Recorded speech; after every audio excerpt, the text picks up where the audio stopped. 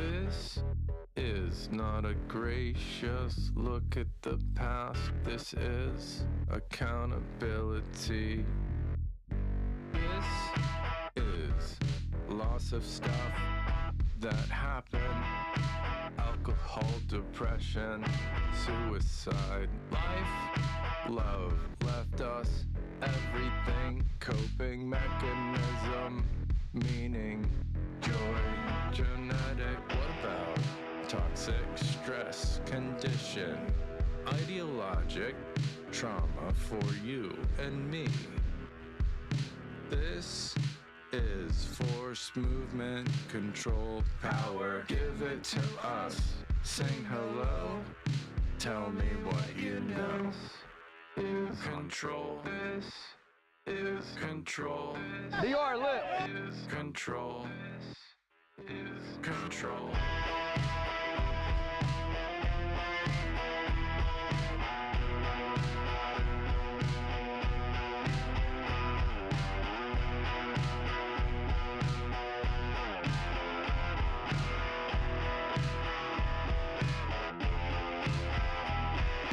This is staggering defeat, logic, terrorism. Compete yourself to death. This is always triggering fear, everything. Normal assault. This is what makes man a man. Make believe we can do anything. But at this point, if you want to buy, say, rank 2, if you've got 2 ranks in a combat skill, you can. You know exactly what you need.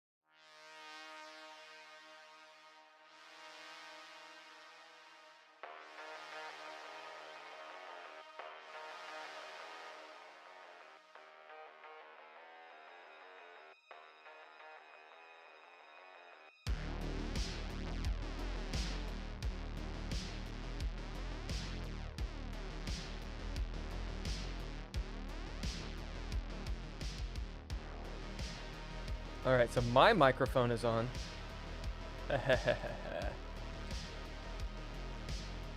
And let's do this. Your guys' microphone should be on. Somebody say something. Yep. Something. Oh, yeah. Hello. Nice. Something. Excellent. Yeah, so we're... Do I sound okay? Because this Yeah, is you a sound great. crappy... Okay, cool. You guys are being... Yeah, I'm trained. just using my computer. I don't have headphones or microphones or anything, so Sound fine. I probably sound. You guys are being streamed to sound the fine. internet right now. So give me a second. I'm gonna make sure this isn't too loud.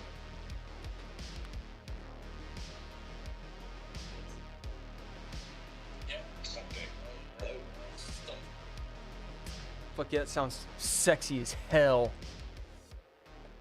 That's right. That's all. That's all. That's right. That's all you, Bill. Whoop. All right. Hey, you can see my mouse. It's very stylish. It's like... All right, so we should be good. Oh, yeah, I didn't... We're going to have it where we think, right, that was fantastic. That was the best 3 hours of roleplay ever. Yes. And none of it will have gone live. Well, that's the thing. Like, Ken gave me so much shit last time. Like, okay, hold on a second. Let me make sure this works. Because isn't there usually a fifth screen with the live stream on it? He said he can't do it. Alright, so we should be good. Awesome. We should sound good. Excellent. As long as we look good.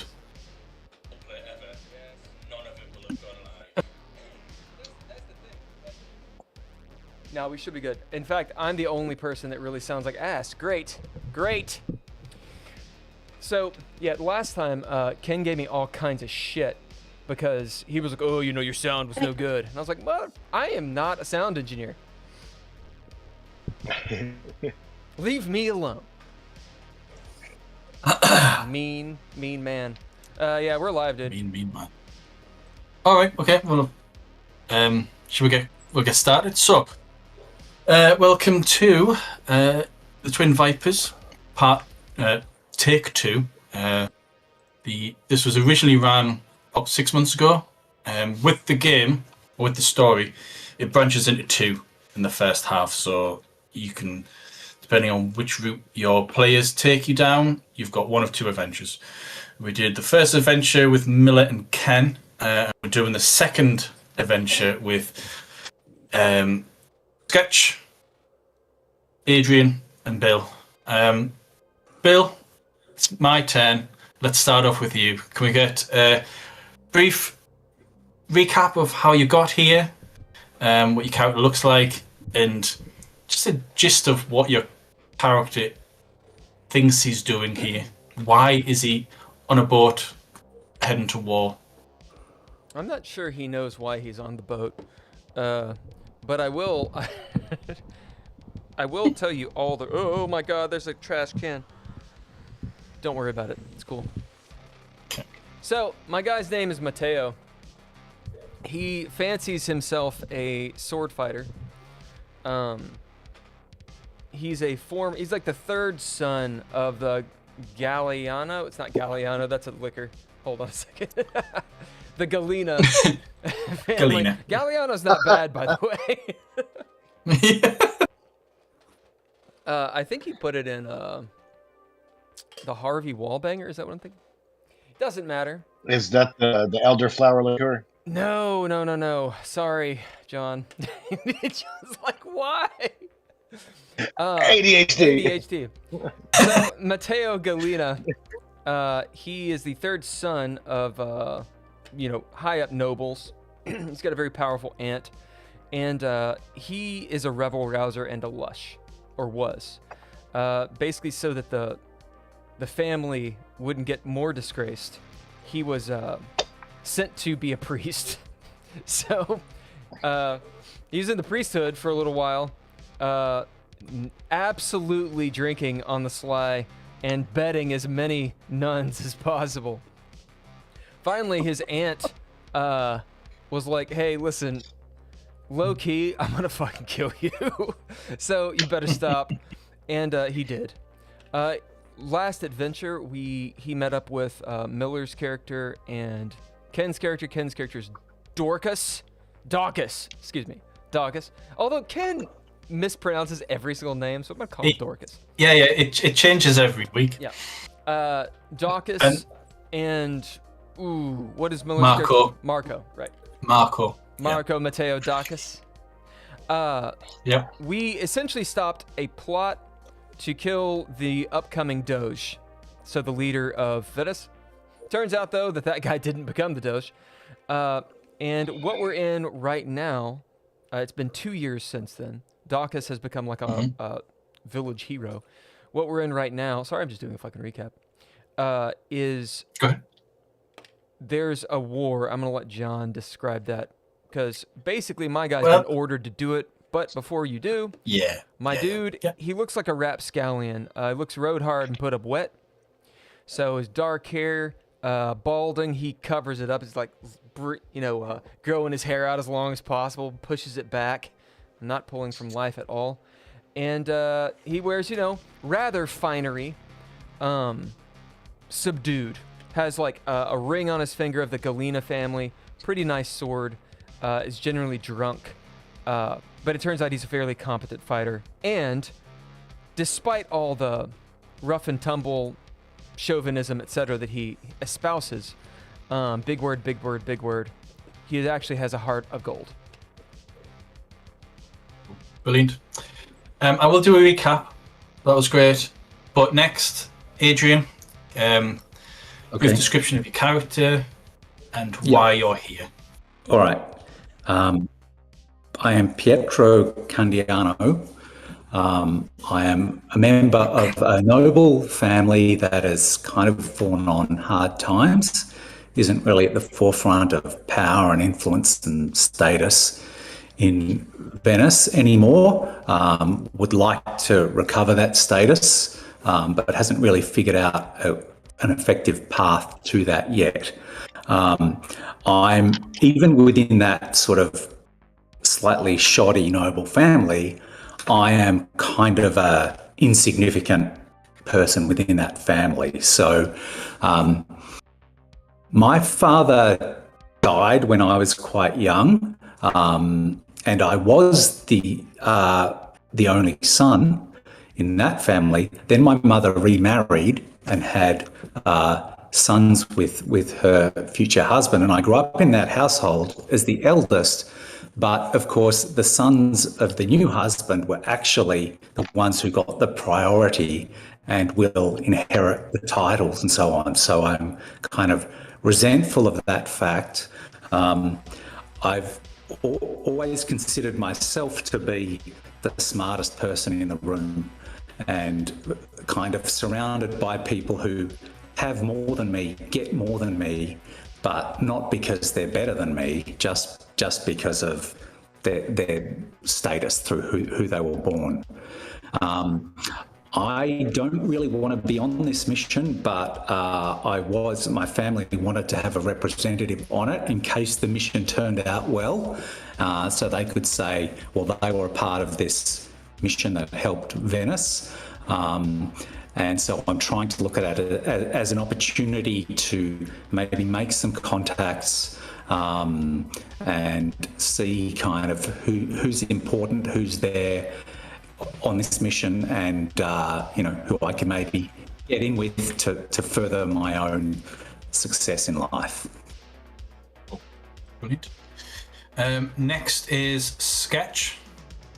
Brief description of your character, why your character's here, that sort of thing. I'm playing Niccolo, and his last name is on a different page. Maranjan means builder, shipwright.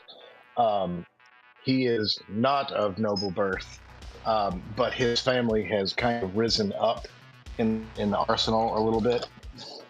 And his idea is to keep doing that. He's, a young guy, roughly, I think I wrote 27. He has like a short crop beard, He keeps his hair longer than a laborer's, but shorter than a courtier. Kind of like brushes his collar a little bit.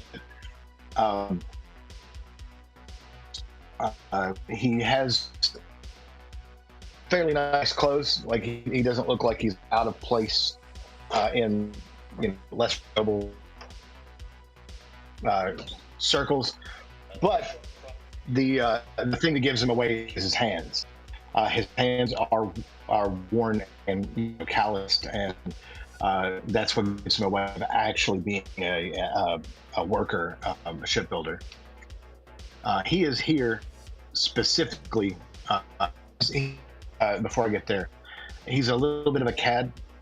He likes to get into trouble. He brought his friends with him. On this mission. Lorenzo, Alvisa, and Zwan. They're always getting into trouble. If anything goes wrong, they're the usual suspects, that kind of thing.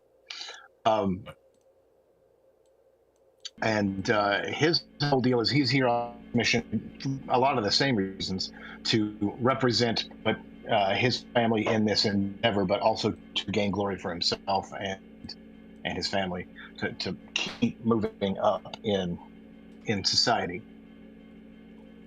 Neat. Right, fantastic. So, the background. It's 1402. The Duke of Milan, Gian Galeazzo Visconti, has started a war footing. He is marching from Milan down towards Bologna, and the whole region fears that he's going to get further than he did about 10 years ago, where he reached the cities of Bologna, Florence, and Padua. But this time, the fears is increased because his army and his confidence has been bolstered by the fact that 2 years ago, the Holy Roman Emperor, perhaps supposedly the most powerful man in Europe, had sent an army to shut him up because he's a bit of an asshole. But he managed to actually repel the Holy Roman Empire. And knowing now that there isn't anyone in Europe that can stop him, he's decided to gather an army, and he's going straight for Bologna, and God knows from there.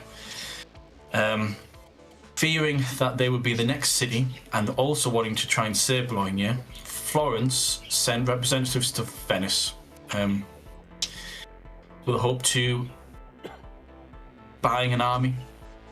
The Venetians, as always, tried to cut a deal, and they asked for more and more and more, and Florence couldn't quite afford it, but they needed to.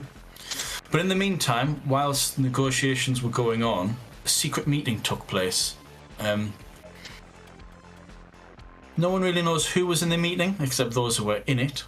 But the offshot of it was that a mercenary warlord by the name of Johannes de Tizago started recruiting men.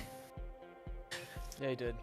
Started recruiting men, and he managed to gather maybe 200 to 300 people, got 3 ships, and brought with him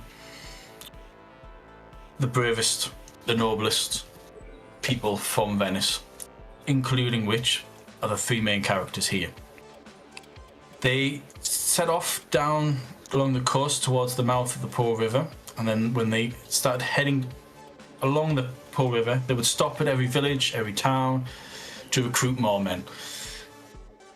It became obvious to Pietro that the mustering of forces was getting too successful, and within a week, the predicted numbers of how many people would be in this army would be greater than what the ships could actually hold. So Johannes de Tizago, he held a meeting and asked for 150 volunteers from all 3 ships to move onto the mainland and then follow the river westward to meet them at a rendezvous point, a bluff between Ferrara and Bologna. So, of the 150 men, there is Matteo, Pietro, and Niccolo, and amongst many other NPCs. Of these NPCs, the group is being led by a man known as Gianvito Pugliesi. He's one of the White Captains. The White Captains are the lieutenants for Johannes within the White Company. Each one wears a mask of some kind. Gianvito's mask is a cloth mask, so he doesn't have one of the metallic masks that the other more senior White Captains have. He's young, he's nervous, and within a matter of hours, knowing that Pietro had pointed out the logistical problem of the mustering, he heads over towards Pietro and asks if Pietro, I understand that you're good with numbers. Would you be willing to help me in the day-to-day running of this small army? We've got 2 weeks to get to the bluff, and within that time, we'll be getting more people. We're going to have to get more food, more drink, and I would appreciate it if you're with me to help me. Are you okay with that? Certainly. Whatever I can do to assist to make this mission work, I will do. Great. Brilliant. Thank you so much. He then turns to a gentleman who's slowly walking behind on his left-hand side. He says, this is Gaspar Ulian. He's a minor lord from the city Treviso. When he catches up with Gianvito, Gaspar nods, looks at all of you, because I imagine all three of you all together. He gives Matteo a slight nod, and there's a little bit of a wink between the two of them.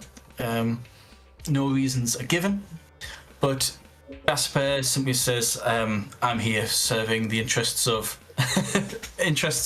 Lady Agneta from Treviso. I'm here to serve. I fought against the Viper before, but we'll see how this one goes. I'm pretty confident we can stop them from reaching Bologna, and once we do, push them back to Milan. We're fine. Have I heard of this guy before? Do I know anything about him, or this the lady who is his, like, you know? Do you have any ranks and network? Yes, that's I think my best thing. So, where's how that many one? ranks? Network. Oh, hang on, not the best one. So network, yeah, I've got one. I've got a check mark by society, and I've got one by that. Okay. You've heard of the Forsetta family. They are a family that some branches are in Padua, which is the next biggest city in the mainland, nearest Venice. They also have branches of the family within a smaller city called Treviso. That's pretty much all that you know about the Lady Agneta Forsetta. Okay. Both Treviso and Padua are kind of like vassal cities. They're not owned by Venice, but they're always strongly allied. Mm-hmm. They're subordinate cities, but they are not run by Venice.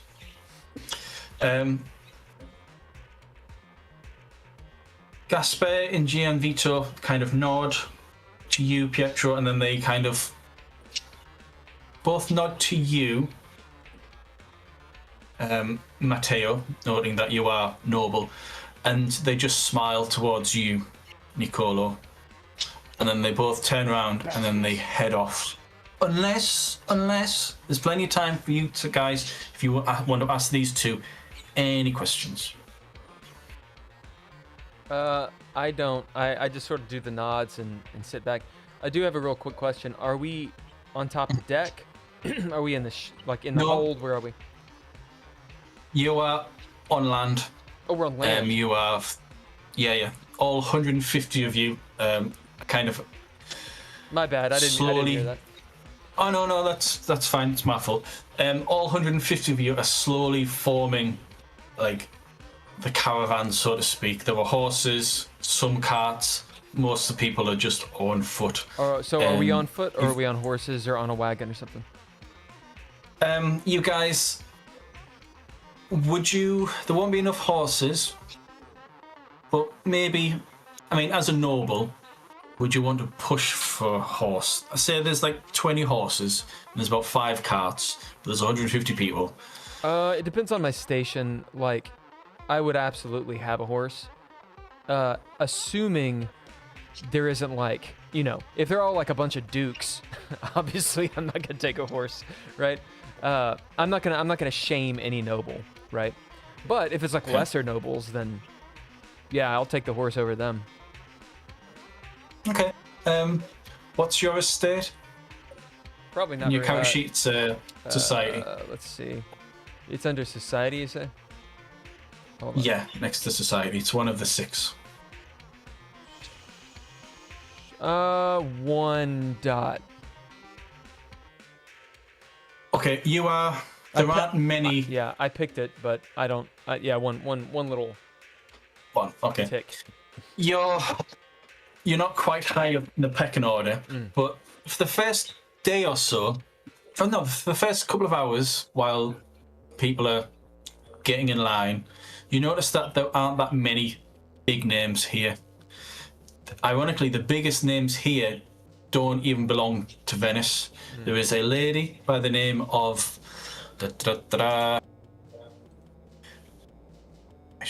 Epifania Fanara, and she has like a retinue of about 3 bodyguards, and she's from Florence. And then there is another man who is probably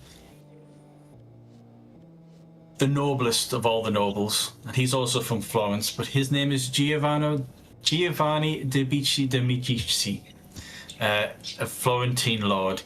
He and Lady Fanara were the representatives from Florence who spoke directly with the Grand Council of Venice, and then they had to turn down the cost,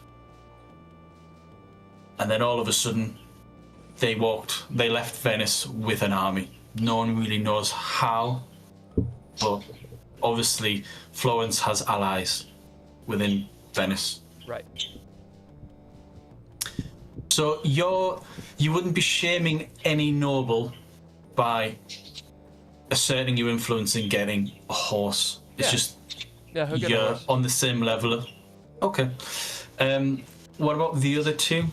Would you want to try and go for a horse, or are you quite happy to go on foot? Because I'm assuming you're all together because you spent like a week drilling together. So you 3 and Luigi know each other quite well. A horse. I mean, is there someone we ask about? Okay, can I take a horse, or do we just is there someone in charge of that, or how's it being determined? Is it? So the horses and the carts are the last to get off the boat. So you'll have some of the leaders or some of the people assisting Gian Vito. They get off first, and they stand off to one side and they just herd people off the boats.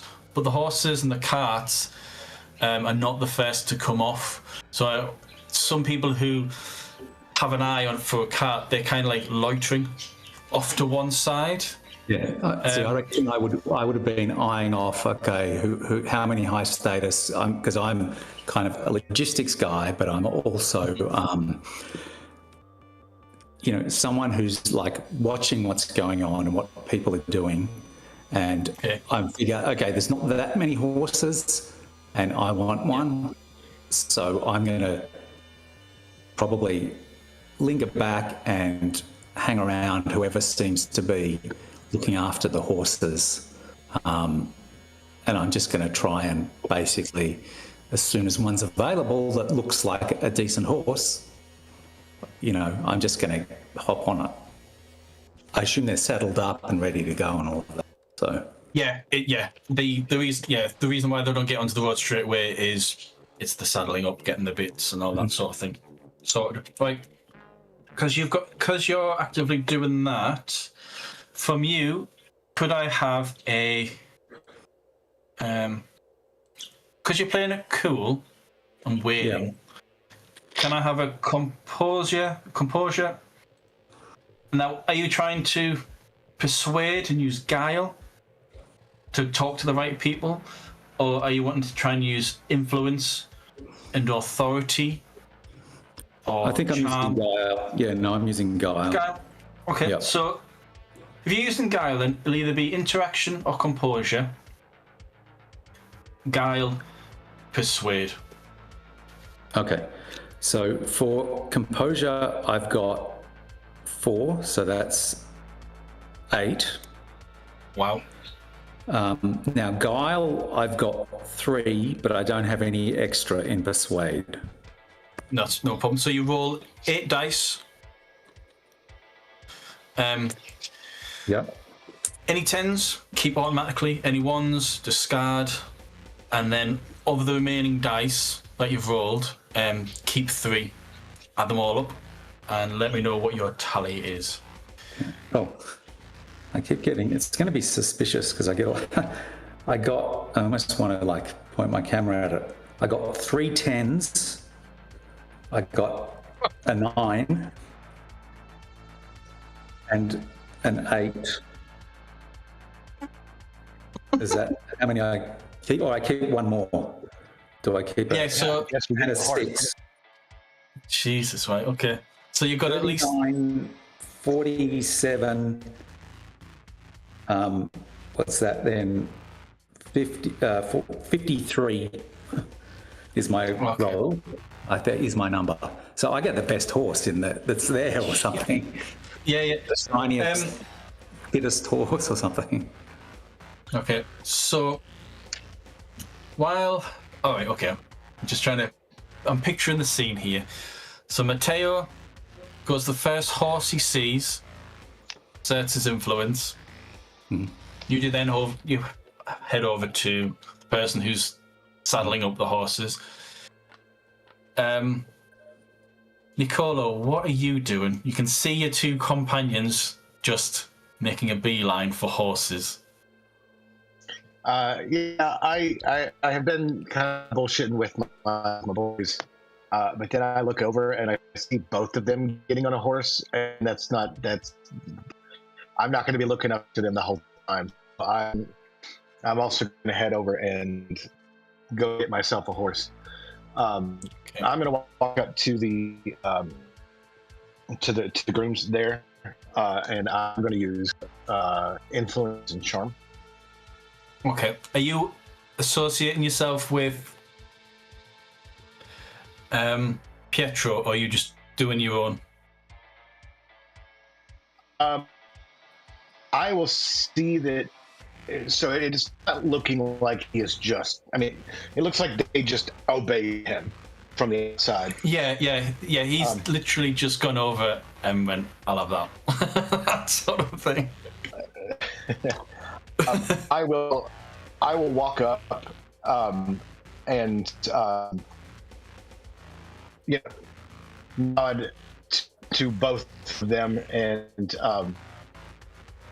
strike up a little bit of a conversation with the 2 of them as I'm waiting for the groom to come back or whatever. So it is obvious that I am with these people, or at least it might come across that way. No problem. Right, Bill, the person that you're talking to, just so when you approach and you're after the horses, what exactly do you say? I'll have one of those. in an Irish accent. Oh, not the accent. Naturally. Of course. It's so hard to do this accent. So, I will have one of those. so what's... Actually, he won't say anything. He just goes over to the horse and, kind of is looking at it, pets it down, finding like the right one that has the right disposition. He'll pick like a mare or something. Look around for the saddle, saddles it up, and just gets on. Like, very Clint Eastwood about it. As you're doing that, without even looking at you, one of the grooms says, "Hey, hold on. Where do you think you're going? These horses are for the captains and the sergeants."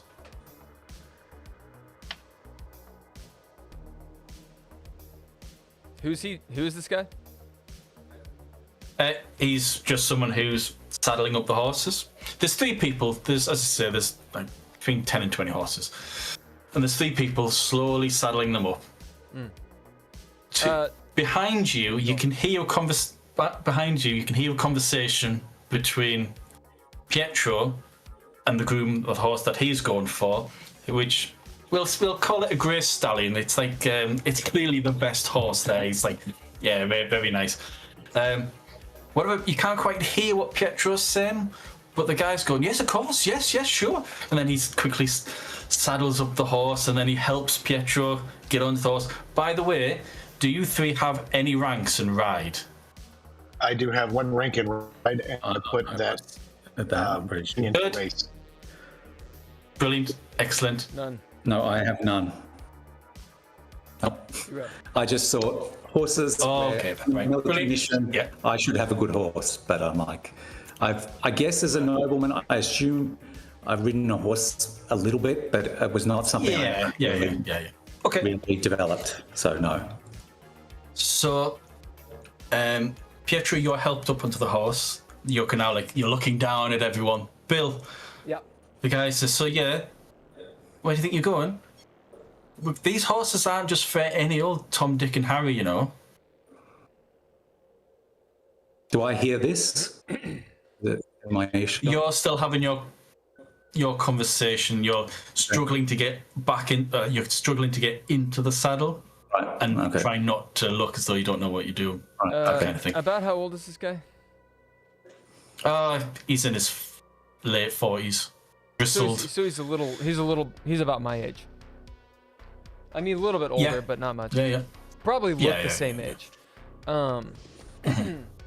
Yeah, look, kind of slowly around.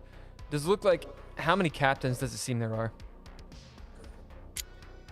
There's only 1 white captain, but there does seem to be quite a few ranked officers, like sergeants, lieutenants, that sort of thing. NCOs. People who are like busying around. Yeah, they're the ones organizing people. Yeah, he kind of has his hand on the horse, and there's sort of a maybe not a flash, but a moment where he's about to protest, as this guy says Tom, Dick, and Harry, like any normal Tom, Dick, and Harry, as he kind of like arcs it, Florentine eyebrow, looking at him, adopts the 3 Musketeers pose for a second, like with the saber out.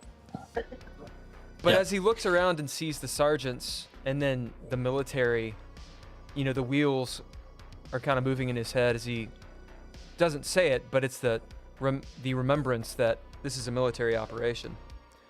As he kind of, nods, yeah, fair enough, and he'll walk away.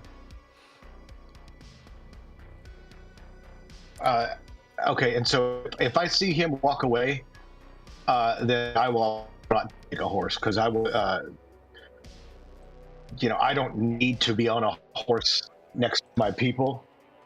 And if the man of the cloth doesn't take it, you don't look like a priest, do you?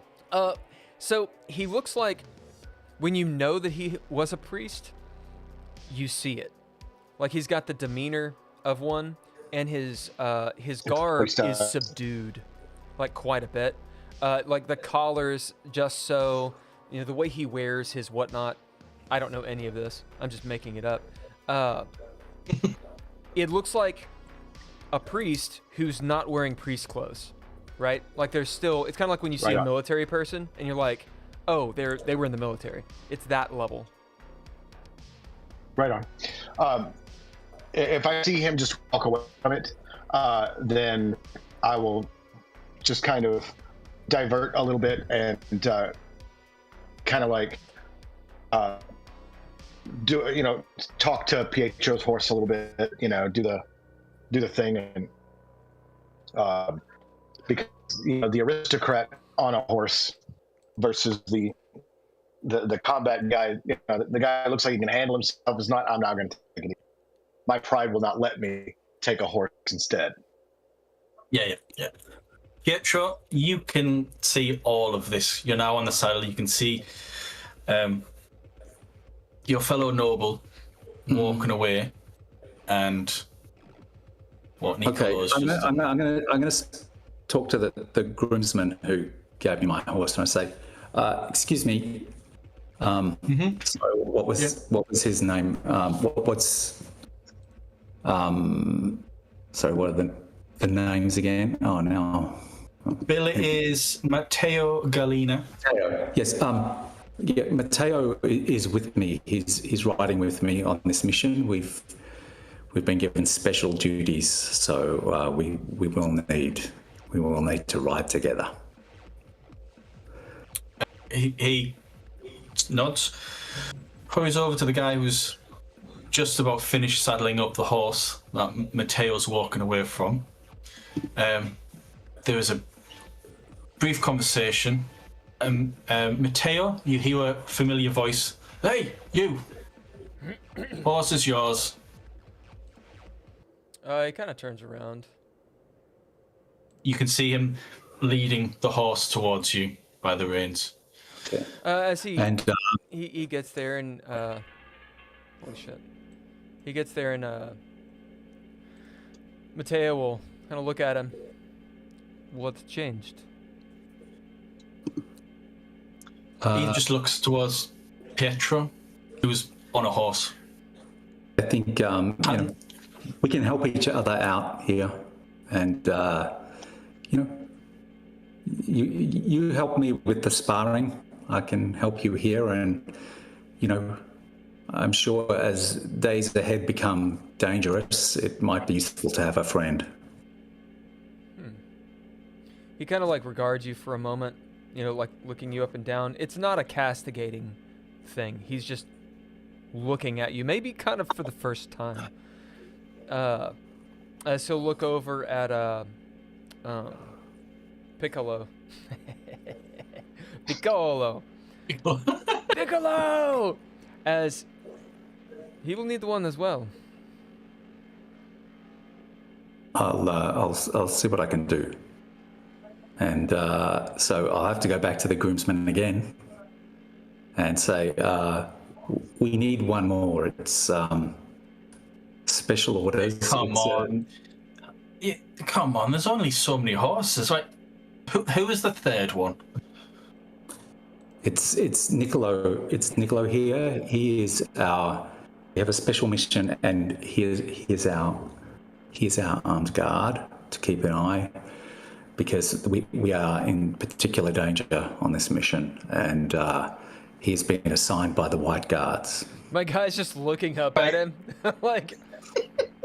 Right. Special mission, you say? Can I have an interaction? Guile, deceive, please. Yeah, I wanna Yes. aid on this as I can. Okay, so I have interaction. I have 3, so that's 6, and then guile I have 3, and deceive 1. So I roll 6 dice. Plus, right? Yep. Keep 3, add +5 to the tally. Okay. Bill, what are you doing to assist? So how many of the dice do I keep? Hang on. You'd keep your guile, so I think you've got guile of 3. So you roll 6, keep 3. Keep 3. Okay, and then I add 5. Okay, so this is a more normal roll. Did you not roll any 10s? 13, no. 8, 17, so it's 22. Okay. Bill, how are you assisting?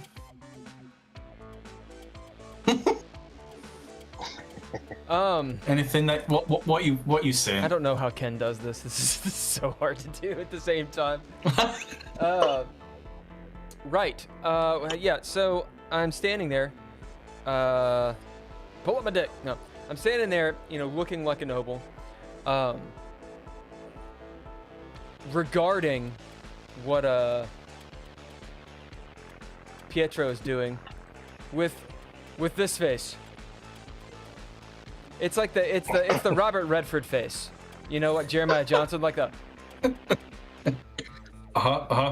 Right on. All right. What's your character's composure? And being a noble and very cool as a cucumber, so composure makes sense. He's got 2 in composure. So dice pool of 4. He has guile in his guile. He's got savvy at 2. So if it's kind of like savvy, savvy's the defense. That's what you use against people who are trying to guile you. Smart, yeah. All right. So it'd either be deceive or persuade, but it would be composure. No, it's just composure. Guile. It's just composure. The choice. All right. Okay. So I just roll a die. I don't get anything. Okay. Well then. No. How many dice have you got in composure? 2. You say you had 2 in composure, so you got 2 dice. Yeah, but I don't get any 10s, and I don't have any skills. Oh, you don't have guile at all. I have 2 in guile, but I don't have any of the skills in it. No, that's fine. Oh, do those just add or something? Your stats. They just add. So no, I'll do a recap of this system. I got a 10. I got a 10. So, I understand. Right. Okay. But as a recap. Okay. So say if you had 2 ranks in composure, that would give you a dice pool of 4. So you'd roll 4 dice. Yep. Keep a number of dice equal to your skill. So you roll 4 dice and keep 2 of them. And then if you had any expertises, you would add that expertise to it. Right. Yeah. No, I get it. Okay. Cool. Okay, so if this is going south, I'm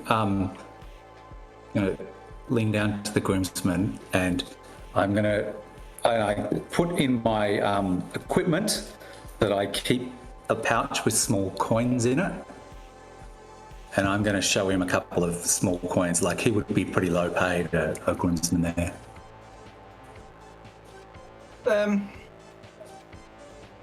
What's Niccolo doing? What's Niccolo's reaction to on a special mission? How does he react to that? What's his composure? My composure is 2. I was going to be charming and just like strike a pose. Like, of course I'm here. Of course I'm to guard people. Okay, cool. Are you simply? You can use presence or interaction. Interactions if you're talking, or presence could be just like just pure body language, and then use your influence and your charm. Yeah, cool. So I have a presence. I have 2 ranks in presence, which gives me that pool 4. That's pretty low. I have 3 influence though. So we get rid of that 3. We keep that at 3. What we're looking for is just as long as you get at least 1 success. Or 1, yeah. What's as long as you get 10 or more. Okay, it goes up in 10s. Gives me a plus 10, so I got a 21. Oh, right, okay. 21, brilliant. Okay.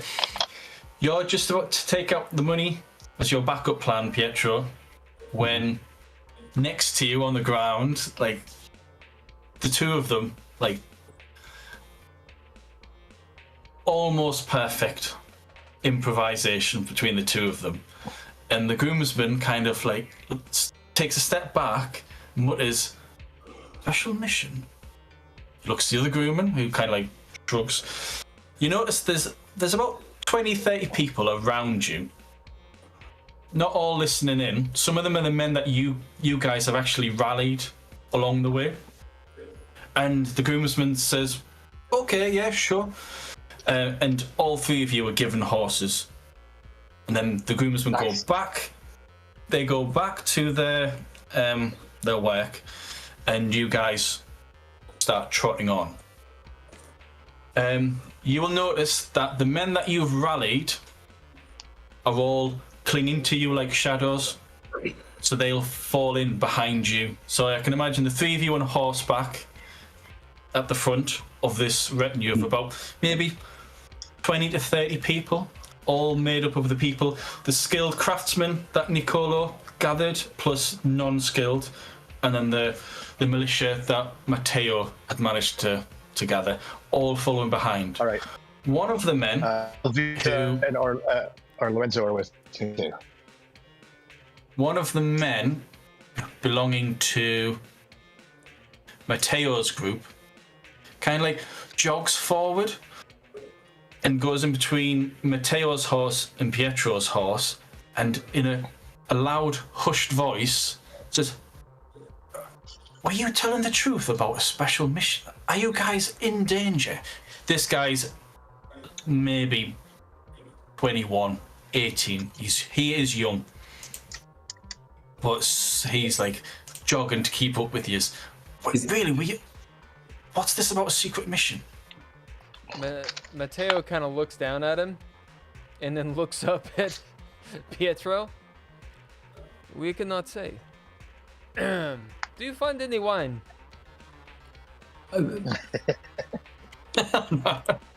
Wine? Yeah, sure. Everyone needs to. We need to keep this quiet, but there will be great rewards for those who participate and Matteo's play like, Matteo's looking at Pietro on the horse. He's like, because he apparently has no composure whatsoever. He's like, he just keeps going, man.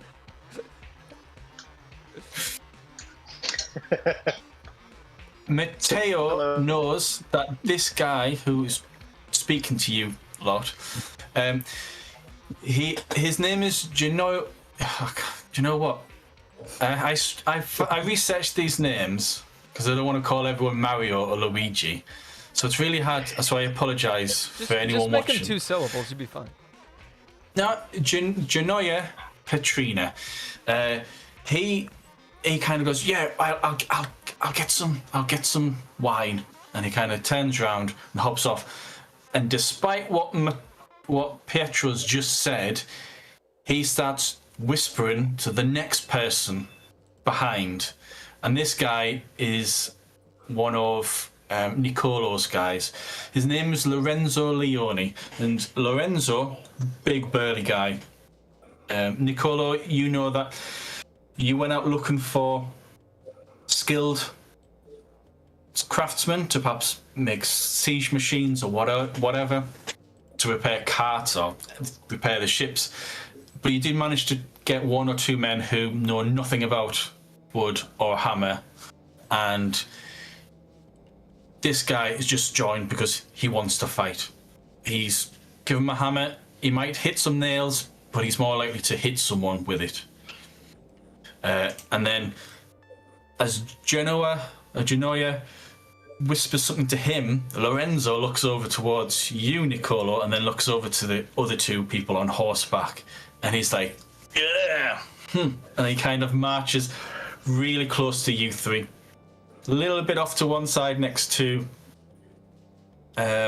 Niccolo, but all 3 of you know that this guy sticks to you 3 like a shadow. He it's almost, as the days progress, you get the impression that he is now going to act as a bodyguard for one of the 3 lieutenants of this great endeavour.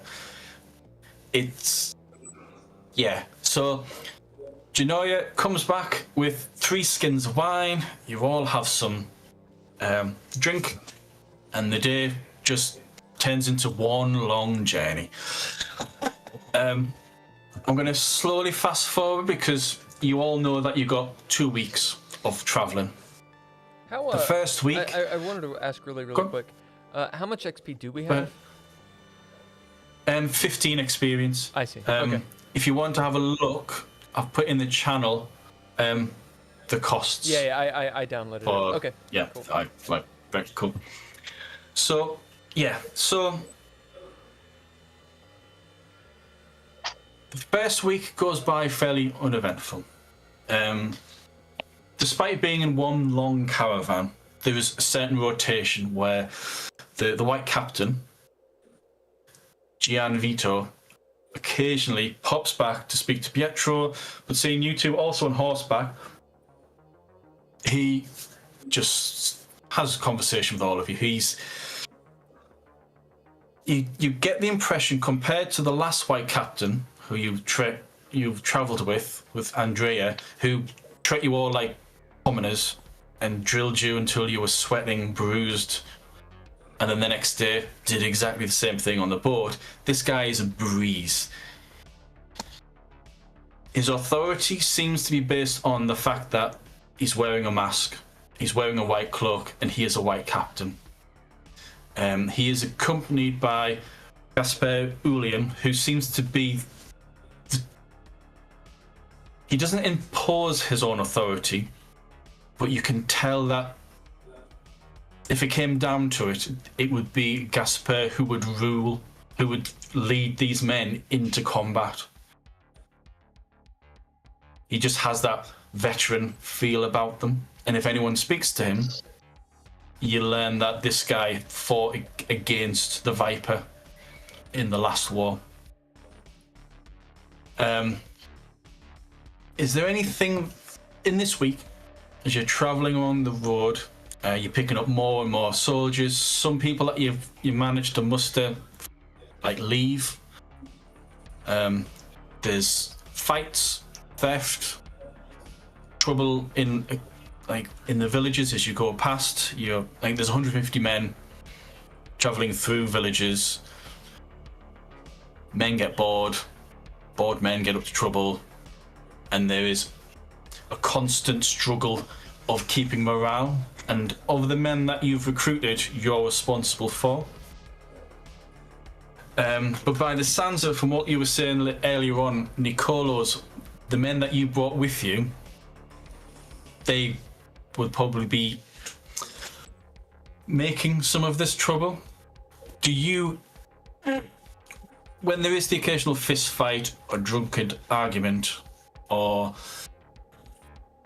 unwanted liaisons with women as they're going along the way as like potential war heroes, do you put a stop to any sort of frivolous behaviour, or do you kind of let it slide and then just get them to move on? How do you deal with, well, Pietro, you don't have any men, but Bill and Sketch, you two have men. How do you guys deal with trouble amongst your militia? Niccolo. Well, yeah, I put myself down with a conscience of 1. Just the base one. Yep. Okay. So, what my friends get into, I back them up on. The guys underneath me, I'll pretty much just go, is it obvious that this thing happened? Okay, well then, disciplinary, If not, then it's kind of like, come on, get out of town. Right. Okay. There is, like, on the 3rd or 4th night, then, your men start arguments, fists starts swinging, and it gets to the point where Gianvito actually has to speak to you directly and say, right, you need to reel your men in. We need discipline. Anyone who can't keep the line, anyone who can't keep themselves out of trouble, don't belong in this army. Keep your men in line. And then he just lets you deal with the punishments. It's like one of your friends caused a fight with I'll pick up one of the NPCs. He started a fight with a man by the name of Marco Fontana. This Marco Fontana belongs to it doesn't belong to any of your militia, but he is from Venice. But he's from one of the lagoon communities. So Venice is like 3 islands connected by bridges, 4 islands in a lagoon. The rest of the lagoon, a lot of it's swamps, but there are little islands with pockets of communities. They wouldn't call themselves Venetian, but everyone else would. They're kind of like, for want of a better term, they're like the rednecks. The city folk of Venice would consider these guys rednecks, whilst these people would consider people from Venice to be la-di-da, haven't worked a day in their life. There's that sort of relationship. And your men, finding out that he's from the lagoon community, they start this fight. No one is killed, there's bruises, there's a black eye, but it's your men caused it. And a lot of people look to you, Niccolo, as to how do you punish them? Because as far as they're concerned, they're looking at you and say, hey, we're all friends. You know, he deserved it. Alvis, told you, we are all fighting together. We are not fighting each other. I can't say no. Get out of here. Go back.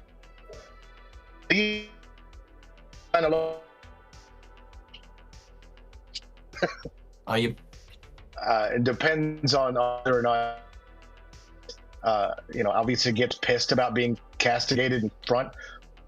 Like, it will. Yeah.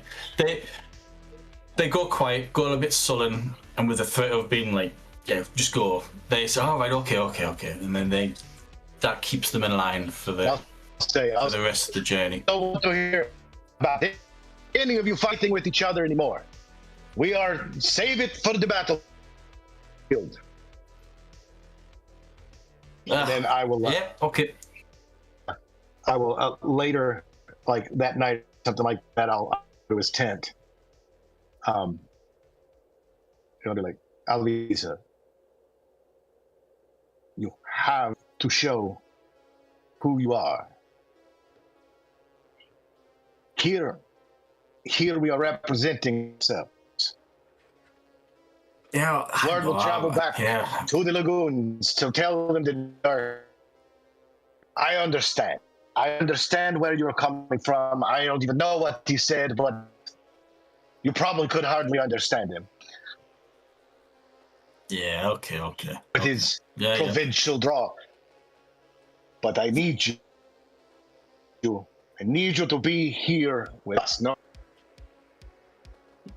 Yeah. All right. Okay. Just keep me away from him. He's trouble. There's something wrong about him. But you know, they live on sticks. Okay. In character, a lot of the communities in the lagoon, because they live in a swamp, their houses are actually built on stilts. Hence, when they say they live in sticks, they live in sticks. Matteo, your men aren't as rowdy, but there is just people start gambling in your group, and when people start losing, things start kicking off. You're actually invited to some of the gambling. Do you join the gambling or do you keep a distance?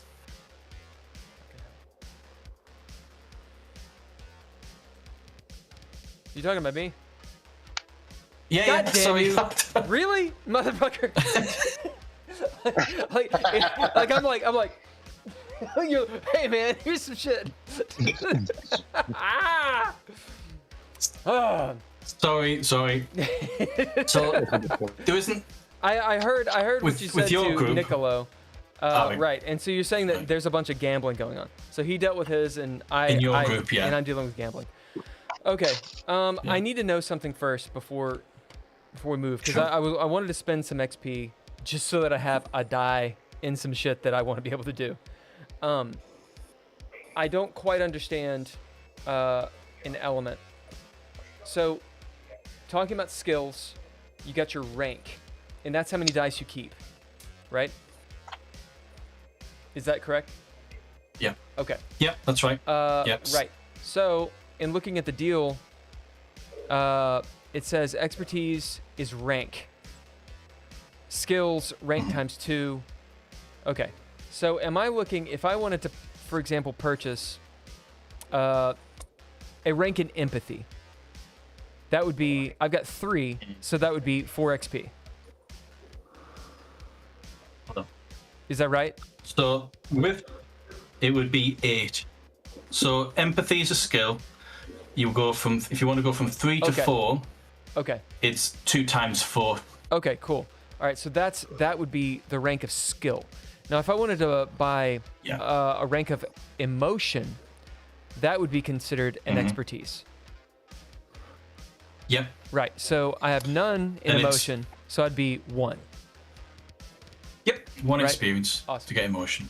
Now, one last question about it. My empathy is Yeah. rank 3. Can I go to rank 4 in an emotion? And say something Yes. because okay. So I can Yeah. actually exceed my skill rank with my expertise. Correct. Correct? Okay, cool. So I can't Yep. see you Yeah. when I'm doing that. Okay. Yeah. No, Excellent. In that case, we'll see what I do. So I find out that they're gambling. yeah, and you're invited. Who's gambling? I'll say who is inviting me, and 2, who's talking to me? Yeah. There's mostly a group, the core of the gamblers, so there's like 10 people. About 7 of them are from your group. Okay. You have one member, Matteo Rossi, who's recruited by Luigi, who was Ken's side character. One of them snuck in from Niccolo's group. His name's Riccardo Colombo. He's a skilled craftsman, but I did my best to avoid the stereotypical names. So Riccardo Colombo, he's in there as well. You also have a fellow nobleman who's in the group, Okay. and his name is Leo Giustiani. He was a nobleman initially recruited by Marco, who volunteered to travel with you guys. So he's kind of like flitting from group to group. He's a member of the fencing school, so you have met him once or twice, Matteo. But he's in there. He seems to be... he's losing a lot of money by the time you're informed of the gambling den. Okay. But a lot of people are losing money, and fights and distrust, resentment is building up in your group. How are they gambling? Do you join? Dice. Oh, they're just playing dice. Yeah. No. Okay. No, not at all. They're a bit However, they're my they're a bit men, though. shocked when you. They're my men. 7 of them are your men. Oh yeah, I go to the gambling, and I walk up. What's the situation? Someone's just lost a lot of money. it looked as though there was a fight about to start. Like, oh, you're cheating, blah, blah, blah. And then everyone kind of stops when you enter the tent. Mm-hmm. And then they all look at you. Yeah, And the guy who's brought you there, kind of... They're just waiting. What's going on? Just a couple of friendly games of dice. Does not look so friendly. I'm like looking around. No, at the it's fine. It's yeah. There's a lot of back clapping and like handshaking. No, it's all fine. It's all fine. It's all fine. The guy who was just about to swing, he kind of scours at the people he was accusing of cheating, and then pushes past you and heads out. I stop him. And then I put my hand up. What? He stops. He's not. I heard something about resisting. cheating. Oh no! You know what it's like. You know what it's like. You lose. You get a bad streak. You lose your nerve. Yeah, I do know what it's like. It's all luck. I do know what it's like. And he'll kind of, he doesn't shove the guy. He just kind of eases him back in the room because we're all gonna talk. Okay. Your men and the others are looking at you. They're finding it hard to read you because they're so used to you being like, whatever, blah, blah, blah, blah, blah. But now they're seeing a different side. Some of them kind of like pulling their money together and like hiding it. Some people are putting the dice in their pocket. They're all... Now gambling quiet. is not illegal, right? No, No, it's sure. fine. As Matteo will stand, and he just I imagine that they're all sitting, or like some of them are standing. Are we like near a tent, near a campfire, like in a wagon, like in a dell? Where are we? You're off the roadside. Yeah. You're in a tent, and they're all I like see. sat cross-legged All right. around. So can he a stand board. up, or does he have to be seated? Oh yeah, everyone can. They can stand up. Okay. Some of them are slowly rising. Okay. So Matteo's standing, looking over at him as he kind of squats down. Don't stop gambling on my account. As he like looks at the dice and the money.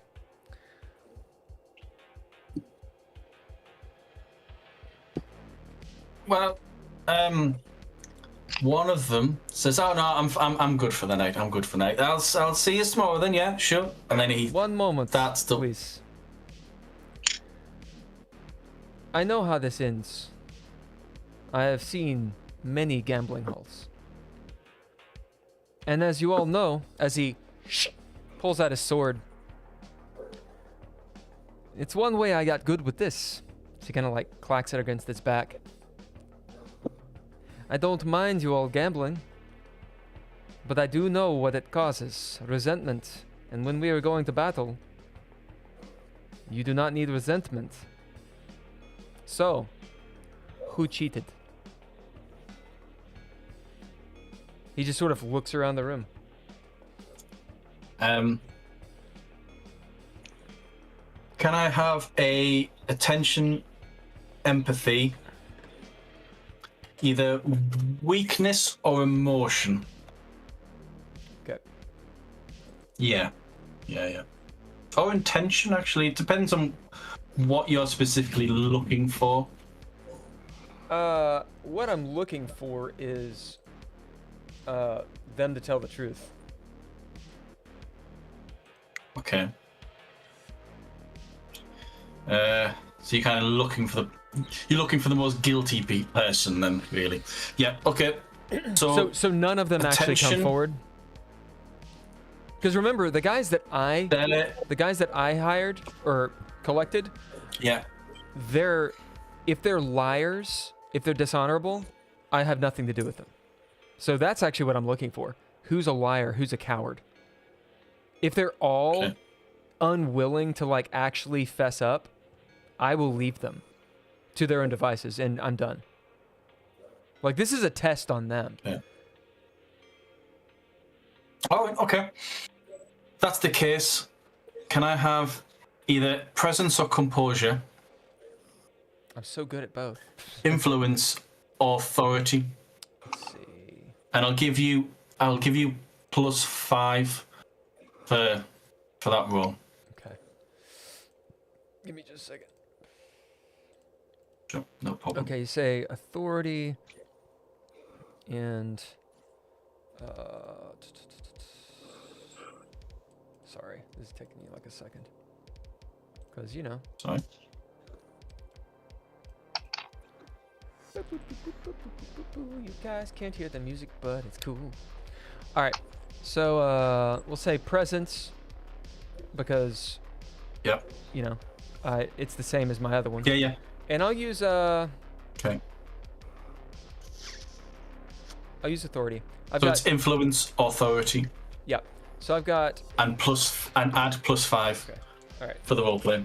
So I've got 3 dice to roll, and my influence is rank 3, so I keep 3 of them, right?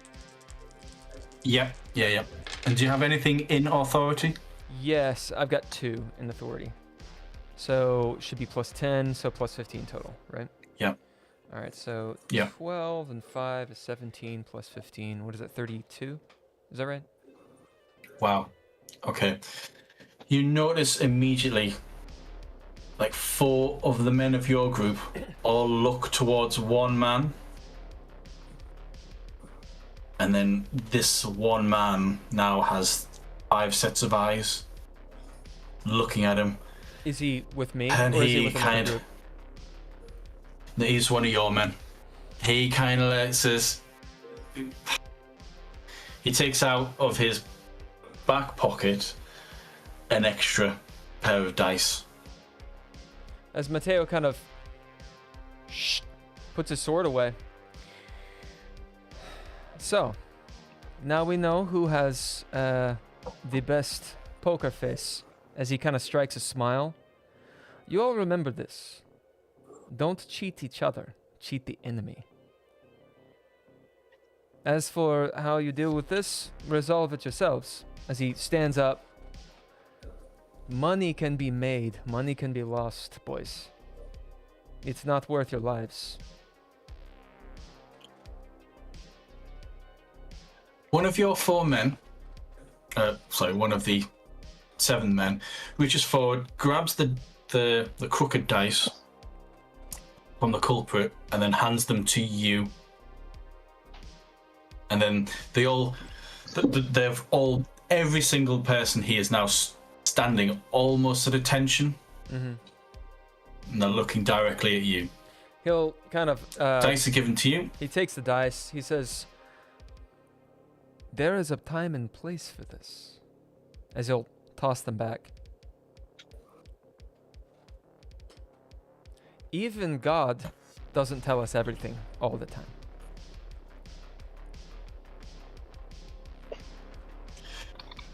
As soon as you mention the G word, they all kind of like nod, like 1 or 2 kind of sign of the cross. He does the thing. He takes the white skin and passes it around. Yeah. So they all wait for you to leave. Yeah, I leave. And then as you leave, the guy who was gonna leave heads out with you, and he shakes you by the hand, like nod of respect, and he heads off, and you leave the other 9 people in there, and they get back to it. Cool. Okay. The next day, you've been traveling for about a week now.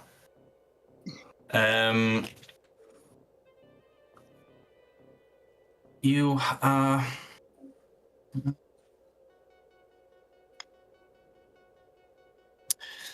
So,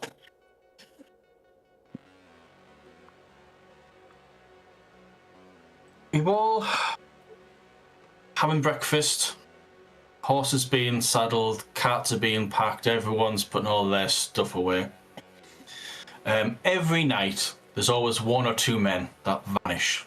They're either not cut out for it, they were thieves or whatever. But Matteo, what you notice this morning is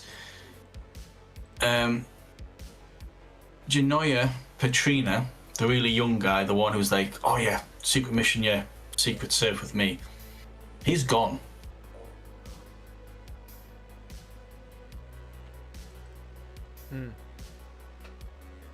He leaves. Mhm. And this is Gennaio. Go. Say who he is again. Gennaio Pettrina, he was one of your recruits, and he was the one who, when he'd overheard Pietro talking about the secret mission and you guys getting the horses, he'd rushed over. Is it true? Secret mission? And he's gone. It's him. And he got you the wineskins. He's been hanging around you three, trying to impress the three of you, like, all the time. Mm-hmm. And this morning, he's not there. I'll ask around. And I'll actually ask Okay. Yeah, sure. Pietro and Niccolo as well. If, like, have you seen that young man with the who keeps on hanging around us? That's today. No, not this morning. Or do we know where he was sleeping? Do we know? Do we know his spot? Or the camp's already packed up? Is it for the? It's 150 people. It takes about an hour and a half for everyone to get ready. So some are packed up, some are already heading off, others are currently freshening up, having something to eat, and will be packing up their tents and provisions and so forth. So it's, as I say, it takes over an hour before everyone is up on the road. Okay, so his area where his stuff was, has that been packed up, or has it just been left, or I don't know. He probably didn't. It hasn't been packed up. Okay, can I have a look through it, see if there's anything of note? Like look through his stuff.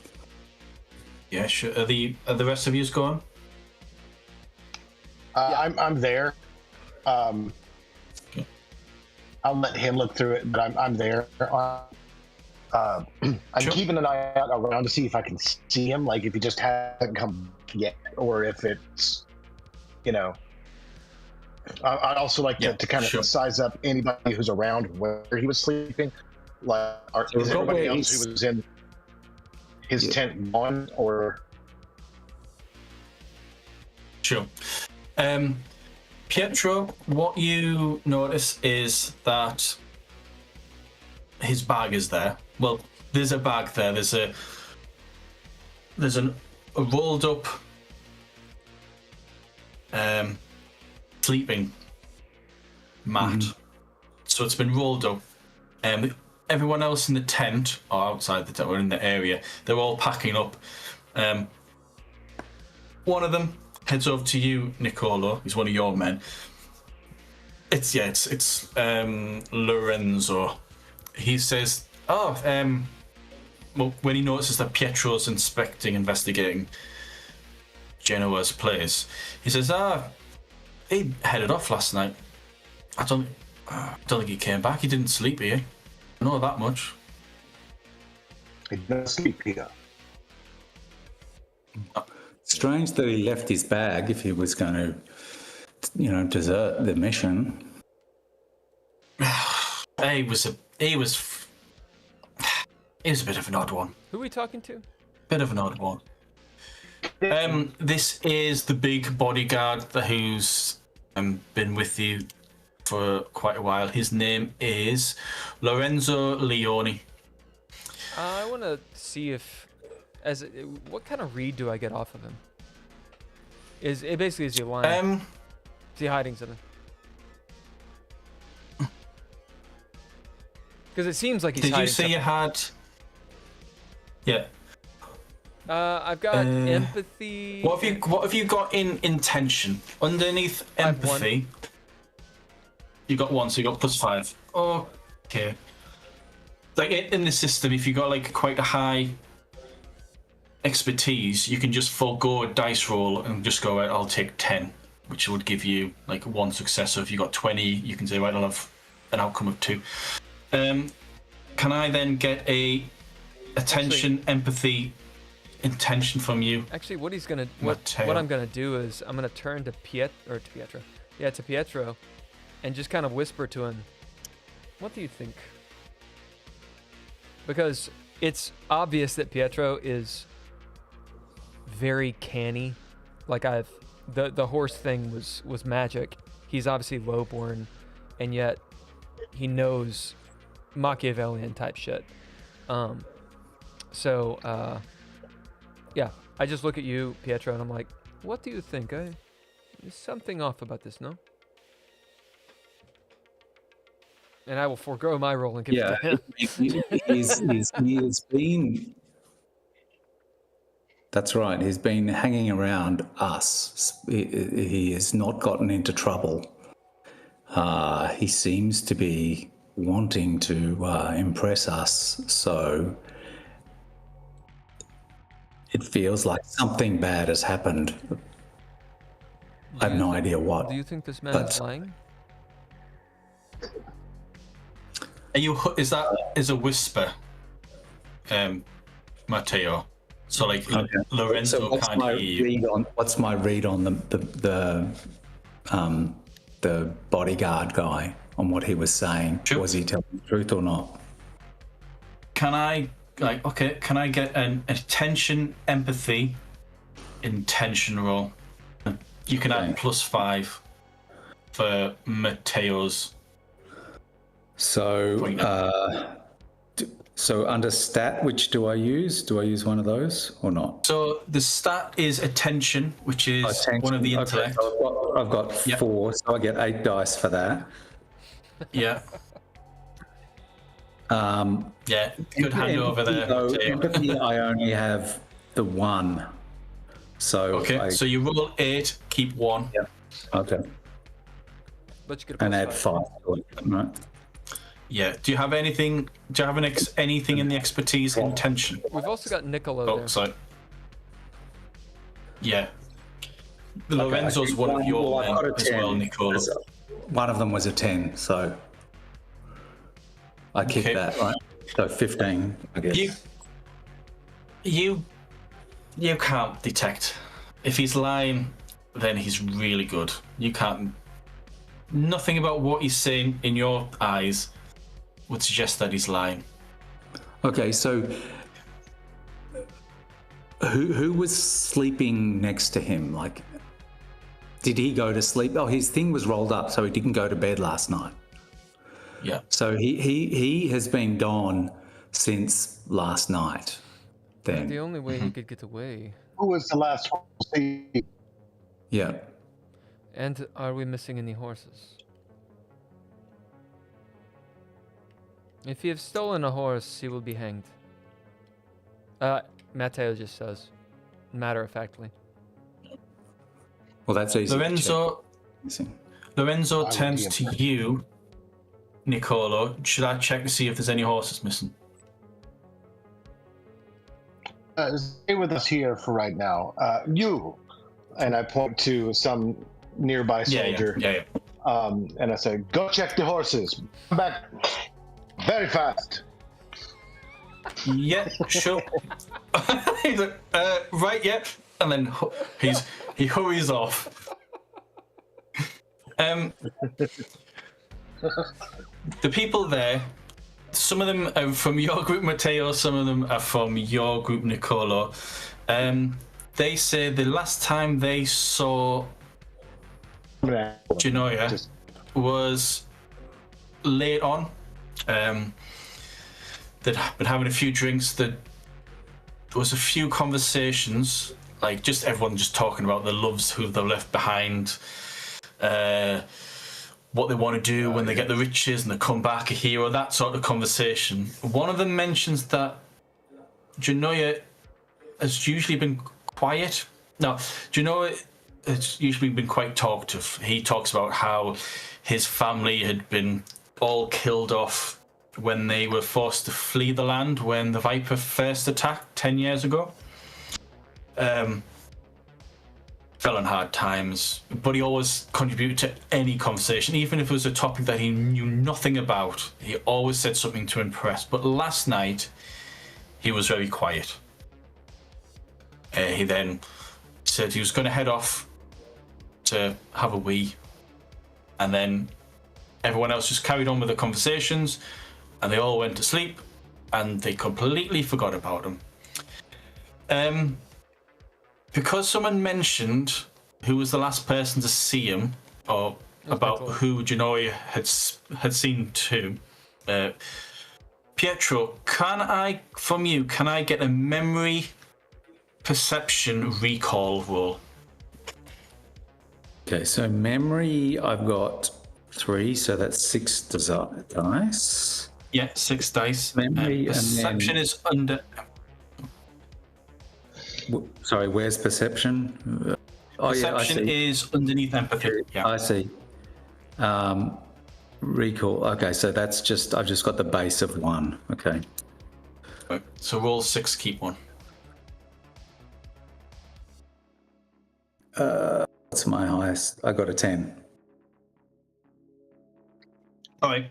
You spend a lot of the time with Gian Vito and Gasper Ulian, because they're effectively leading the men. Because you're always consulted, like, how much money have we got? We've got this town, what should we get from this town, blah, blah, blah. Get more people, what provisions do we need, equipment, blah, blah, blah. So you spend about 3 or 4 hours each day with them. Okay. You vaguely remember one day, it was either yesterday or 2 days ago, where you saw Gennaio hovering around your group.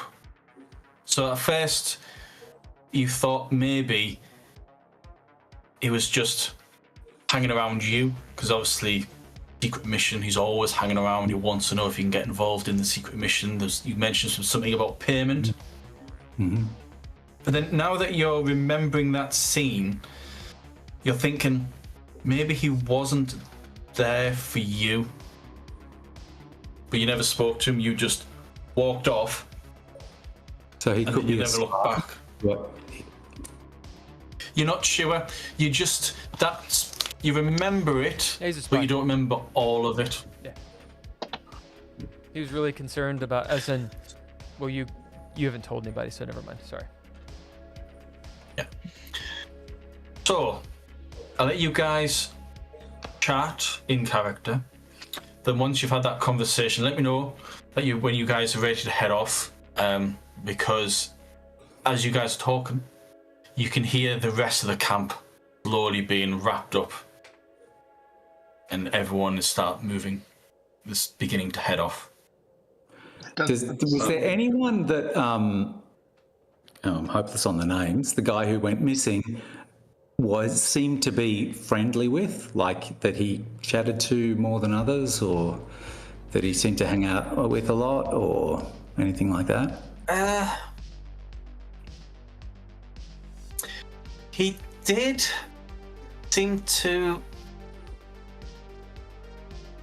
He was a little bit pally for a brief time with the scout captain, the Santoro Mergia, but. Okay, but not especially. So. Not especially. And the only other person that he seemed to have any sort of talking with is Lorenzo Leone, who was right there with you, who was the bodyguard kind of guy, who was standing next to Niccolo. Everyone else, he chatted with everyone, but never really. He was kind of like that young, plucky, annoying kind of character. Where was he from again? The guy who went missing? Where was he? You can't. Oh. Gennaio, right? Yeah, Gennaio. According to Lorenzo, he names a village that you've passed through. But then, if you talk to other people, they all mention another village. So each one gives us a different village that he's from? Yes. Each memory or recall of his background story is ever so slightly different for every single person that you manage to find to speak to them about.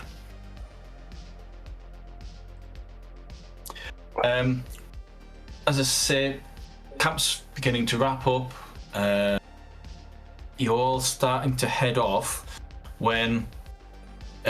really quick, I'm sorry to interrupt. Do you say anything about No, this, go ahead. Pietro? Or do you keep it all to yourself?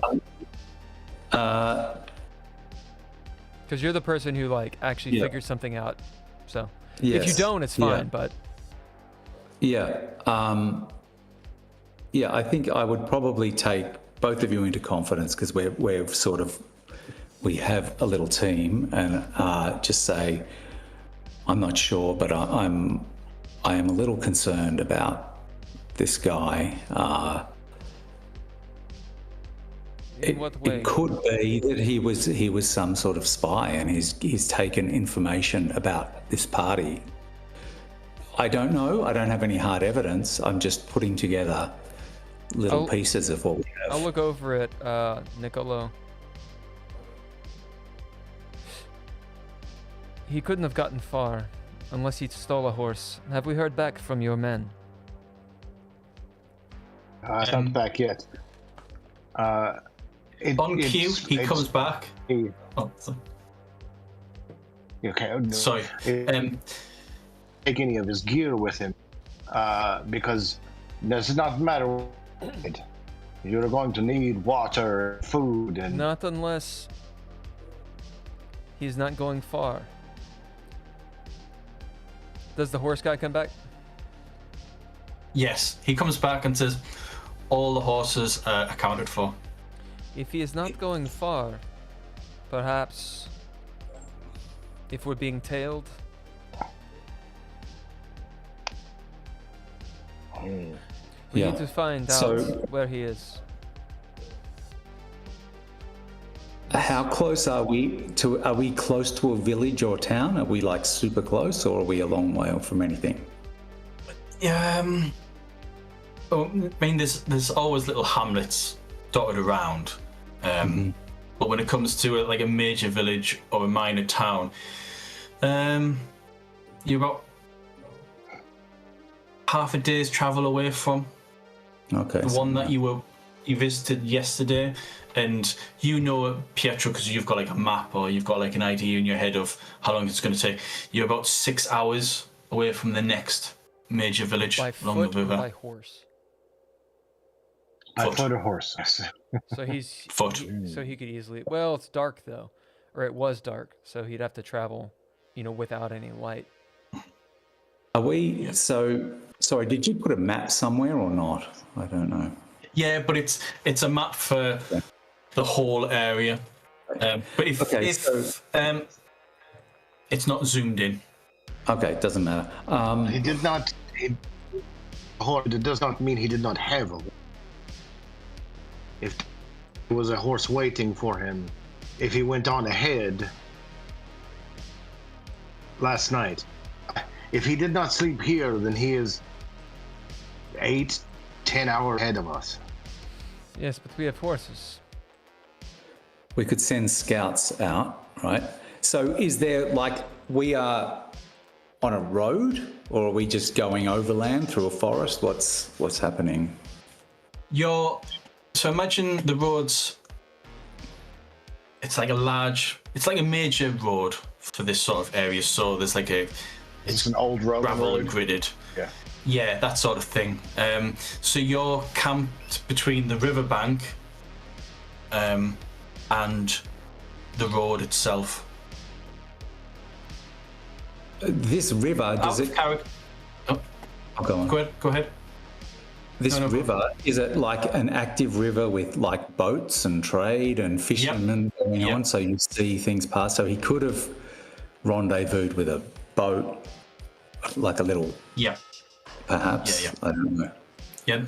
This is a major river. This is the river that the rest of the army is traveling on 3 large boats on. So it's a commercial river.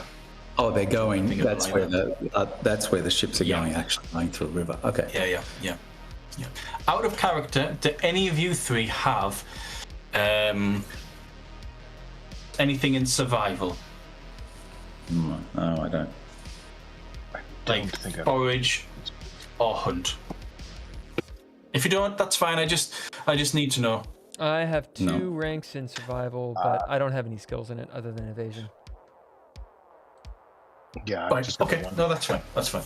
Right. No, that's great.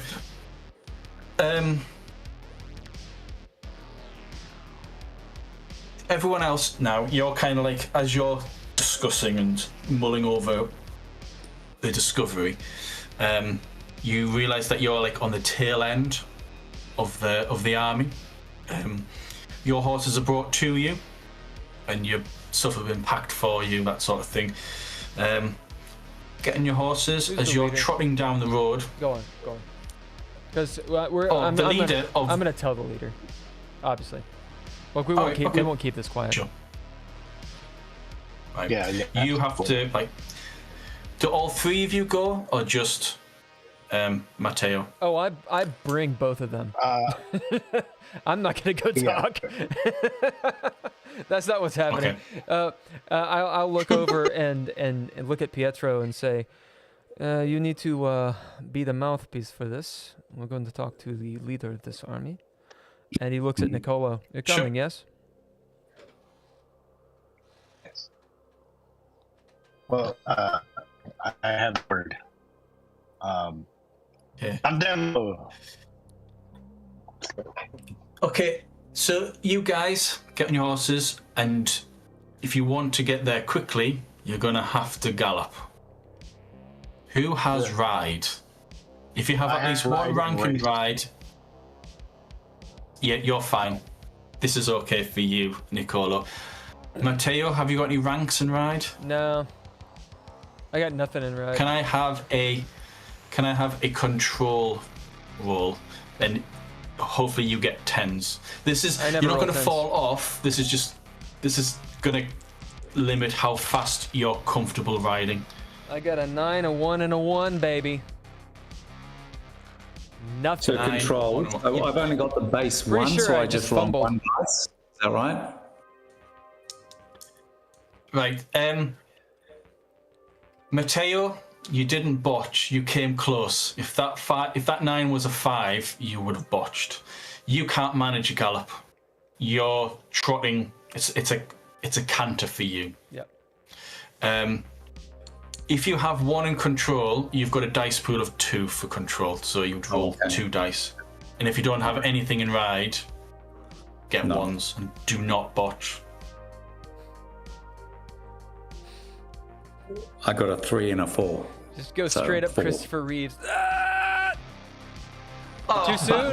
Too soon? But It's too soon. I have the best horse of the whole. I get a plus something for that, for having the best horse. Okay. It's true. It's true. I've ridden a couple horses in my time, despite being from Kentucky. I don't know how to ride a horse. If you have a good horse, you're not going to gallop, but they're not going to break your neck. Yeah.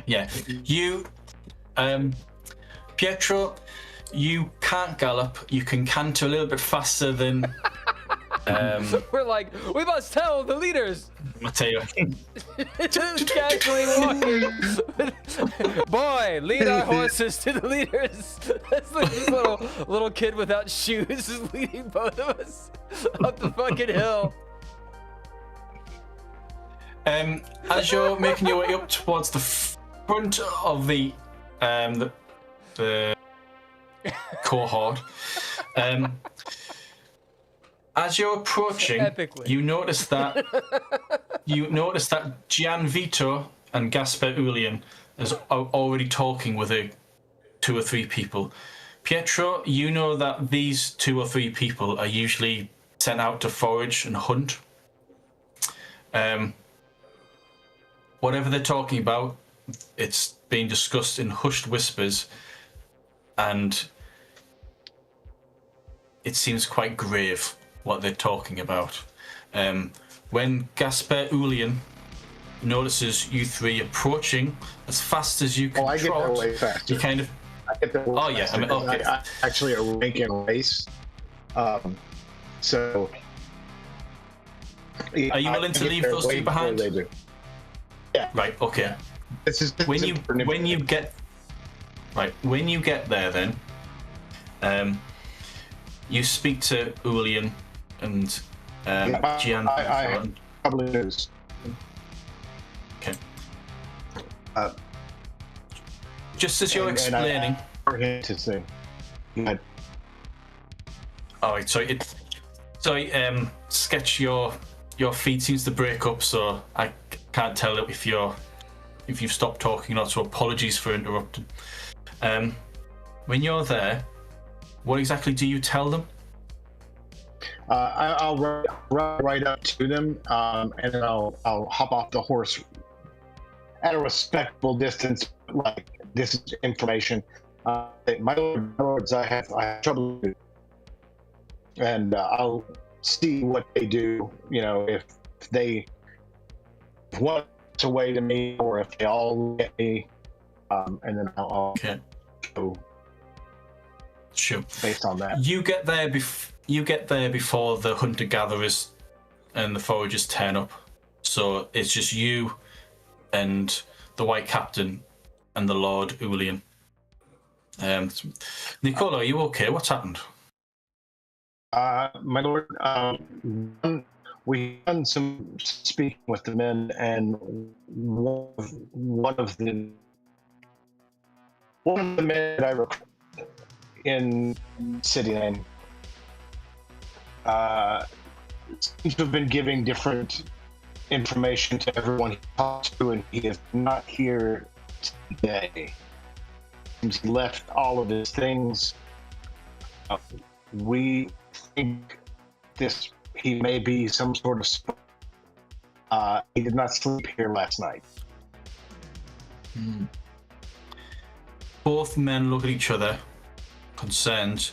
They agree with your possible conclusion, but they said, before we know anything, do not tell anyone of your concerns. It's at this point. Lord, what are your names? I got the thing up. Matteo and Pietro, also they were this investigation. Okay.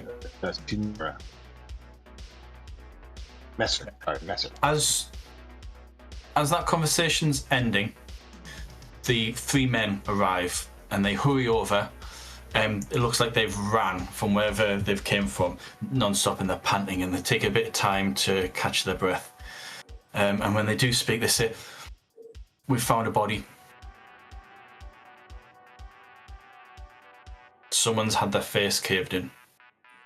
And, like, one of the men is like ashen with the memory of the horror of what they've seen." Do you know this man? They then explain. Do you know this man?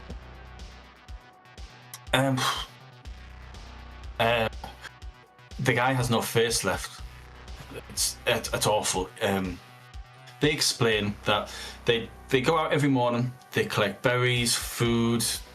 They collect traps that they lay in advance.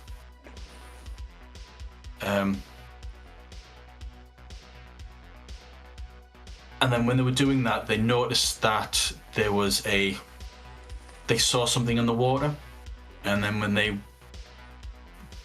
moved over the ridge of the riverbed, or the bank, they could see that there was a figure, their legs in the water, upper torso out of the water. Went over, we had a look, the guy was on his back. We know it's a man, but his face, he looks like he'd been killed by a quick smash to the face with maybe a rock or a mace or something, and he's dead. That takes about 5-10 minutes.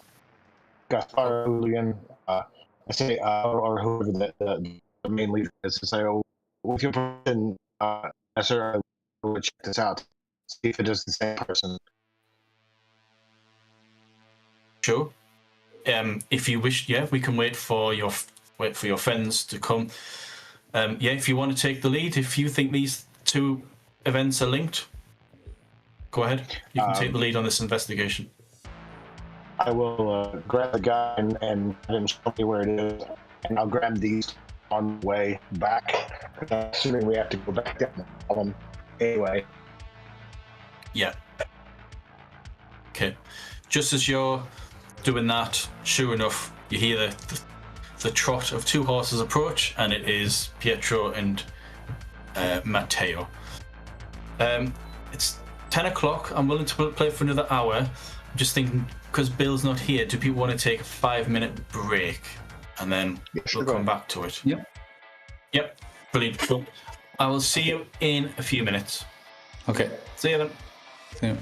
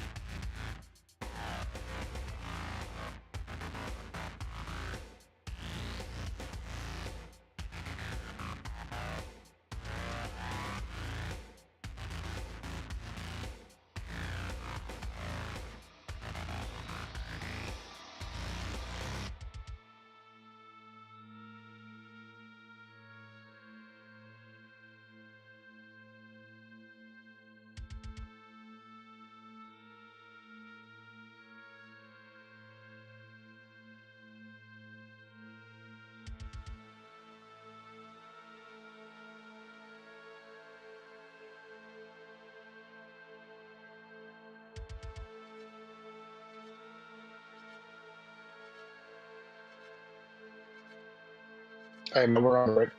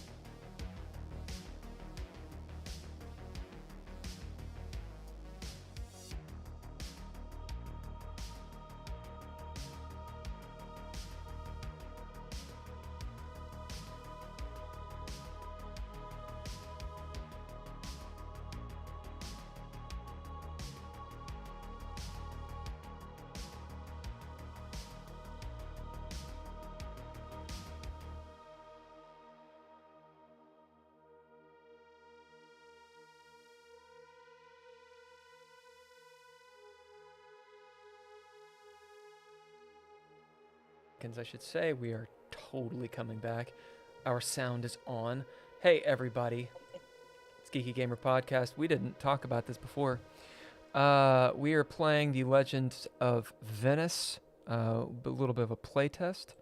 You can connect with us, obviously, if you're watching us, you know how. Twitch, Dreadlore, on YouTube, Dreadlore System, or Geeky Gamer Podcast.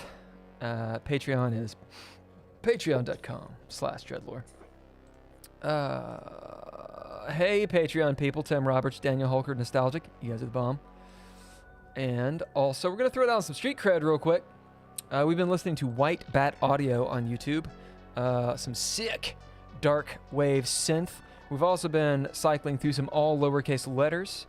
You can find them both on YouTube. Give them everything you own. John. Cool. Right, so where we'd left it was three of the men who hunt and forage for the company has rushed in and has told the White Captain, Gian Vito, his right-hand man, Gaspier, Ulian, and Niccolo about a body that's been found on the riverbed. Niccolo's been told. He's been told if he believes the two events are linked, go ahead and investigate. And just as he was heading off with the three hunter-gatherers, you two arrive trotting at a fast pace towards. Over to you three. I'm like backwards on my horse. Ah! As I ride up, I'll raise my hand to them, get the the hunter-gatherers found the body. It may be a man. You sound like you're speaking Italian. I can't understand you at all.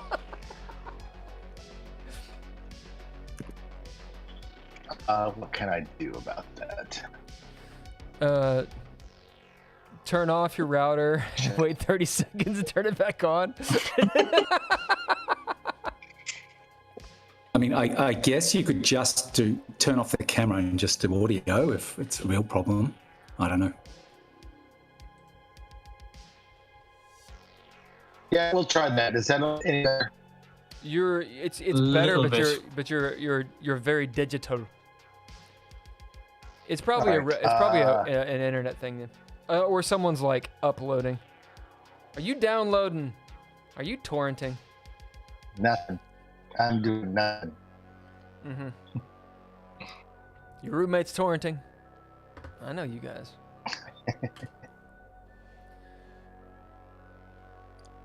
So the 300 gatherers lead you towards the riverbed. It's a little bit further on from where you were this morning. So effectively they'd gone out ahead the night before, laid traps, and then they'd rushed on ahead. And as you guys have kind of like overtaken, they're taking you back towards the effectively where you were when you were camped. The scene when you get there, they tell you that they haven't touched anything. They kind of nudged them and rolled them over. One of the three, the youngest, ashen-faced,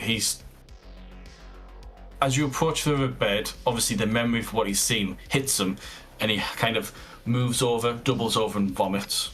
The other two, the older two, lead you three down the slope towards the riverside, and sure enough, there is a man lying.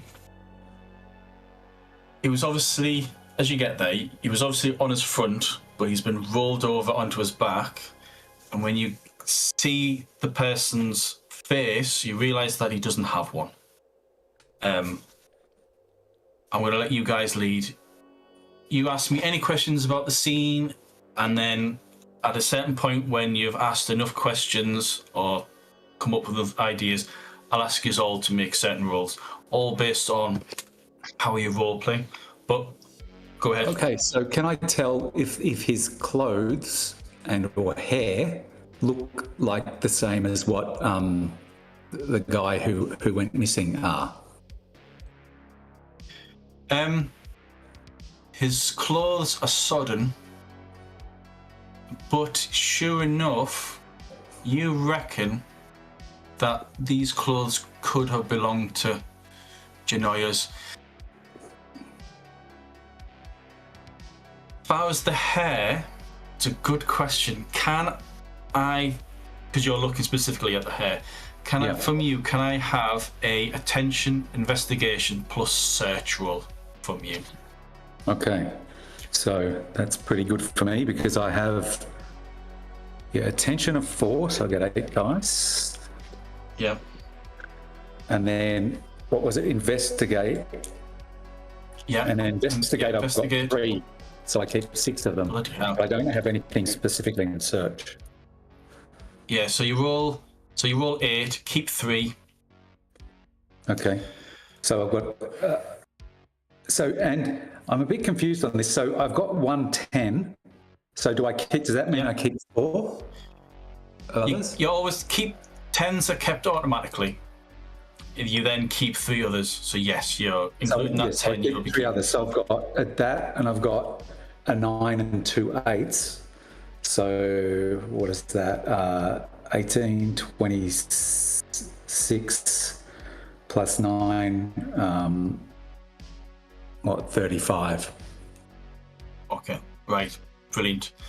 There's a minus 15 on this roll, so that leaves you with 20. So that's 2. That's an outcome of 2. So that's a complete success. Hair color is the same as Gennaio's. Mm-hmm.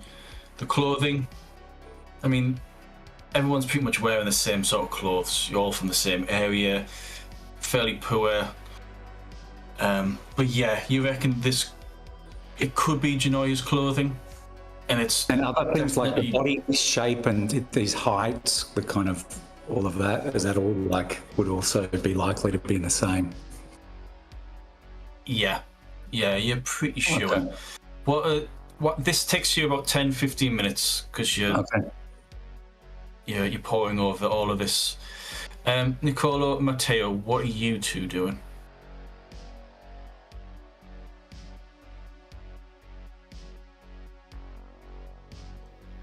Niccolo, you want to go first? Sketch, you there? Yeah, it's gone muted or not here.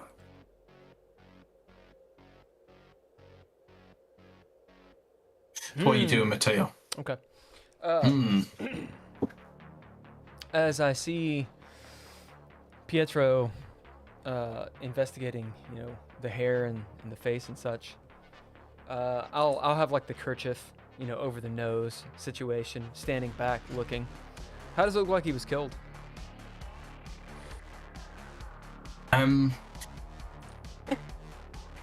Again, can I have a tension investigation plus search, please? I'm going to give you +5. Yeah, if it's something with swords, I feel like I would know it. Yeah. Like if his throat's cut. Yeah. What could it be? Okay, see, attention, what? Attention, investigation plus search. Okay, and with an additional +5. Investigation, of course, I have nothing. Great, so I have +5 on nothing. So, with my 4 dice, we will see. No 10s. Okay. Nothing. Are either of you moving the body? Or are you just kind of keeping the crime scene untouched? You're not moving. I mean, yeah, I guess not yet. After I've investigated, then I'll be looking around the scene to see if I can see, footprints or disturbances or anything that's been dropped or anything like that in the nearby area. Okay.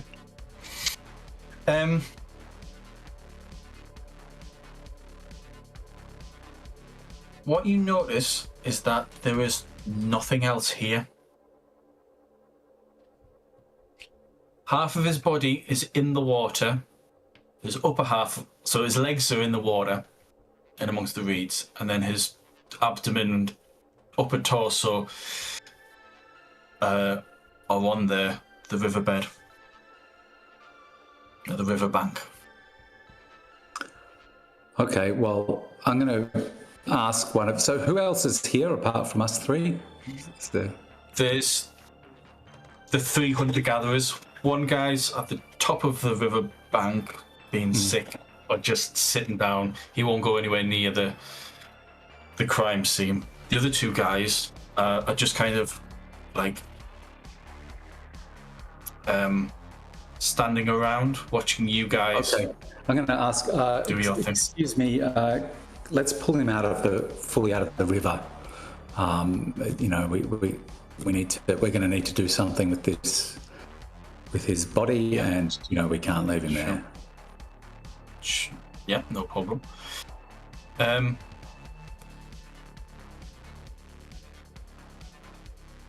Matteo, do you have anything in...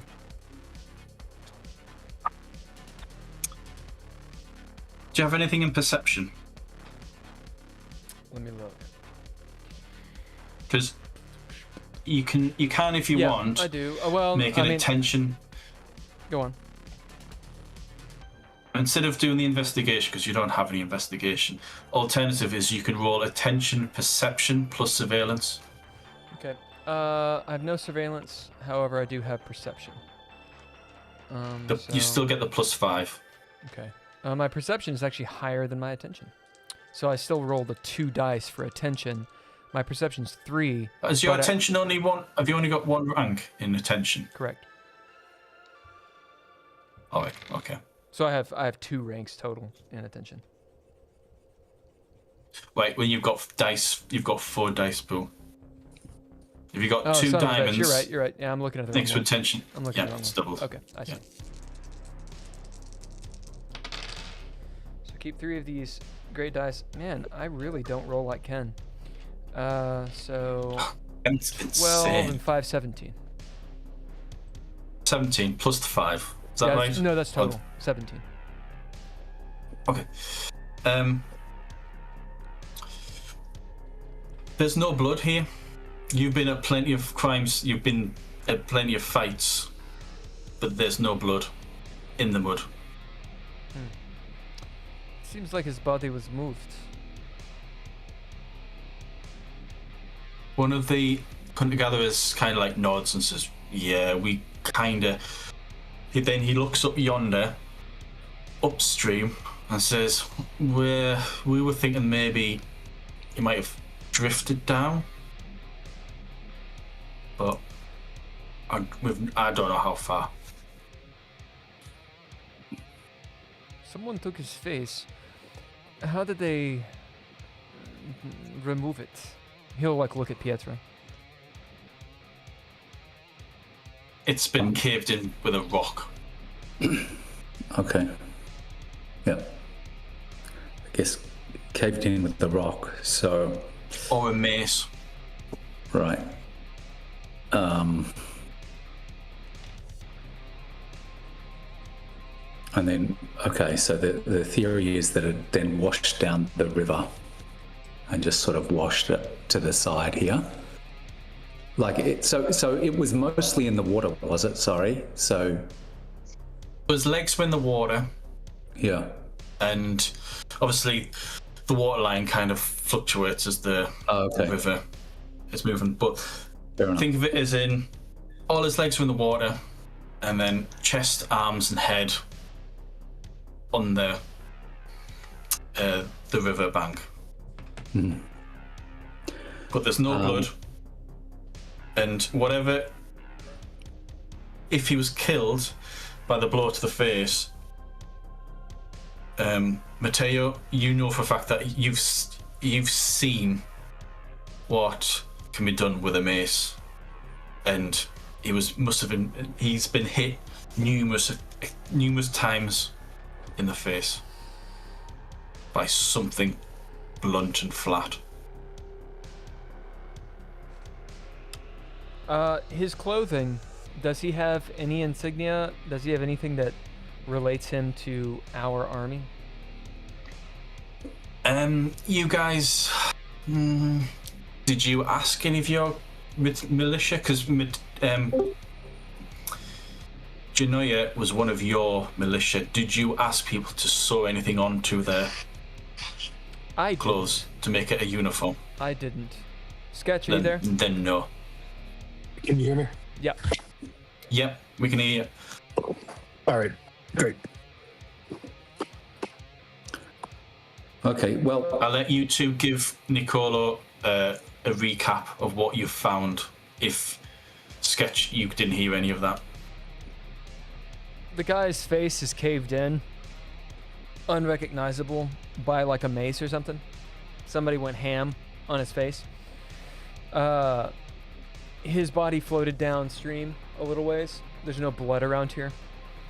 And he has no distinguishing marks that we can see. Check his pockets. Yeah, you find some coins. He was not robbed. Little. Yeah, not robbed. There's like one or two little trinkets, like I don't know, little like a miniature myri'i or a crucifix on a chain around his neck, that sort of thing. Anything that identifies him as somebody that we know. Because if he's got like something like that, you know, it's something that we may have seen. Specifically, is it the guy we're thinking it is? That's what we're looking for. Yeah, no, exactly. Do any of you have any ranks and recall? I've got memory. Is that what you're looking for? Or? Yeah, it's just like memory, perception, recall. Well, yeah, I've got memory, but I don't have any extra in perception. So I've got 3 in memory, so I could roll 6 die. I've got 3 in memory and 3 in perception. You'll have at least 1 rank. Yeah, you'll have at least 1 rank. Yeah, one of you to make the roll. It's up to you. Which well, one? You've got a better roll, right, Bill? Yeah, but what do you have, Sketch? I've got 3 in memory and 2 in perception, but I got 1 in recall. So. Oh, so you do get the +5 then. Yeah, why don't you go ahead and roll it, since you actually have the skill. All right. You said this was memory. Okay, so. It's memory, perception, recall.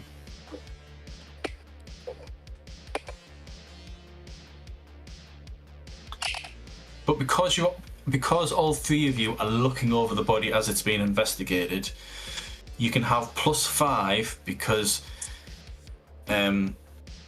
and this comes from Matteo, because Matteo knows Gennaio more than anyone else, and you've explicitly spoken about like what he's carrying, which could identify him. All right, that's a 26 then. With the +5, yeah. With the +5, yeah. Okay, right, brilliant.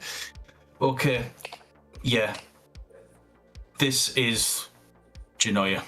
You reckon that it is? I mean, the necklace, little crucifix, everyone's got one, but his was slightly different. You don't recognise the little statue of Mary, but the necklace and the crucifix, Matteo, you're pretty sure. And as you're going through the clothes, Niccolo, yeah, these are the clothes that he wore. Like he's been wearing every day. It's just that they're soaked so that they look darker. But as you're rifling through it and it's beginning to dry out, yeah, all 3 of you, so you're pretty certain that this is Gennaio. All right. Well, I believe that this is him, and now we are looking for a murderer. You think he washed up down here, or do you think the blood just washed away into the river? No. I think we should. I think I think we should send a couple of people to go walk along the stream upstream to see if they can find the point where the body entered the water, if there's some sort of disturbance amongst the reeds or blood or whatever. At least go, a few hundred meters to see if it's close, because it probably wouldn't have been washed a long way down the river before it just got caught on the banks. The two hunter-gatherers who are with you, they kind of like nod and then they hurry on. They climb up the bank and then run along the field, and then you can see them then heading back down. They're looking for any sort of disturbance. Are you three doing the same? Are you moving further up the riverbank, or are you staying there and wait for them to report back? I will actually look over at whoever else is here. Are there a group of people here? No, the only other person is the younger forager who's trying not to remember the image of the man's face. So just a slight correction before is, it's either something flat that's like a rock has been used to cave in the face, or something like a mace, because like some maces are kind of flat edges, but he's been hit numerous times, so it's a mess. But it could be a large rock, it could be a mace, it could be a staff, that sort of thing. Okay, and we should also when they're looking for this spot, I guess look out for a rock or something that could have, with blood on it, that could have been like, I don't know what we do with that. We don't have DNA evidence or anything, but Yeah. Okay. I'll look at Niccolo and say, "Help me with his body," as I kind of get an arm or like take his feet and try to get him off the bank up to where it's dry and a place where we would bury him. Although we're not going to bury him. Sure. can I just so who found the coins and the little statues? Yeah, I have it. Was that you? You have it? Okay. Yeah, it was Matteo. Matteo, do you have your magical character sheet with you? Because you are an initiate. I need to know what element you have. What was your element? Well, I opened the wrong book. Hold on. Okay. I don't... Oh, I'm in the wrong one. Let's see. Initiate. Earth. That's what I've got. Okay. Right, okay. Because as an initiate, you would have this access to a spell called Detect Element, and you could use that to detect what your element is. But unfortunately, unless you can think of a way of using... Oh, sure. Unless you can think of a way of using detecting Earth... Yeah, absolutely. I can do it. For this crime scene... Yeah, why not? You can try and use that, but you need to be quite specific in how you shape the trick. As we put, we pick up the body connected to the earth. I'll detect where his blood is as it's soaked into the earth. Okay. You do that. You confirm that there's no blood here whatsoever. The other, you two, what you notice is Matteo going really quiet, and he's just staring at the ground, frowning. Nothing else, not saying anything. Matteo, in your head, you can see that he drifted onto here, and that's it. There is no other indications. I'll, as we set his body down on where it's dry, I'll walk upstream, keeping that detection up, and I'm trying to feel in the earth where like violence was, where there was blood, heightened emotions, that kind of stuff, and just sort of like scan up as Pietro said, good like 200, 300 yards. Sure, no problem.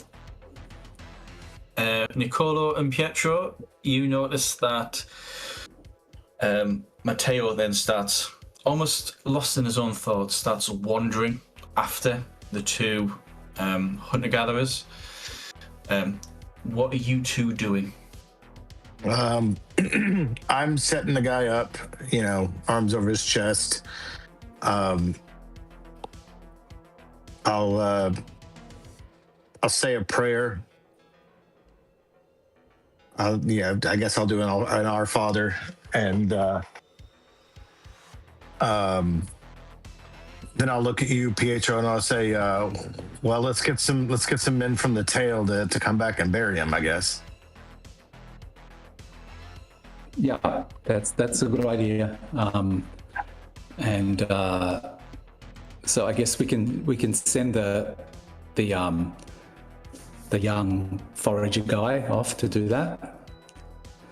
And I'm just going to double check the guy's pockets to see if there's anything else left, and see if there's anything else. Yeah, sure. I might I'm not going to strip him, but just check under his shirt, see if there's any other wounds or anything of note on his body. We know the head was caved in, but did anything else happen that I can see? He could have been drowned. Yeah. Yeah. I will let you make another attention, investigation plus search roll. Okay. For that. Hang on. Attention. So I get 8 dice. Yeah. And are you moving the body as well? Are you doing a full body inspection? Like turning him onto his front and then onto his back, that sort of thing. I guess I may as well. Yeah, so yeah. 8 dice. You get and plus what were 10. the other things? Yep. Investigation. Plus search. Plus 10. Okay, so investigation I get 3. So I keep 3 of these dice. Yeah. Is that right? Yeah. Okay, I don't have anything in search, but I get plus 10 just. Oh. I need to take a photo of this. I just got 3 10s Bloody hell. and 2 9s. Right. Okay. I mean, I really did. It sounds like anyway. Yeah. No. You and It's 10 just rock and roll, man. I know. And I got plus 10, so that's what, 30. I get to keep 3.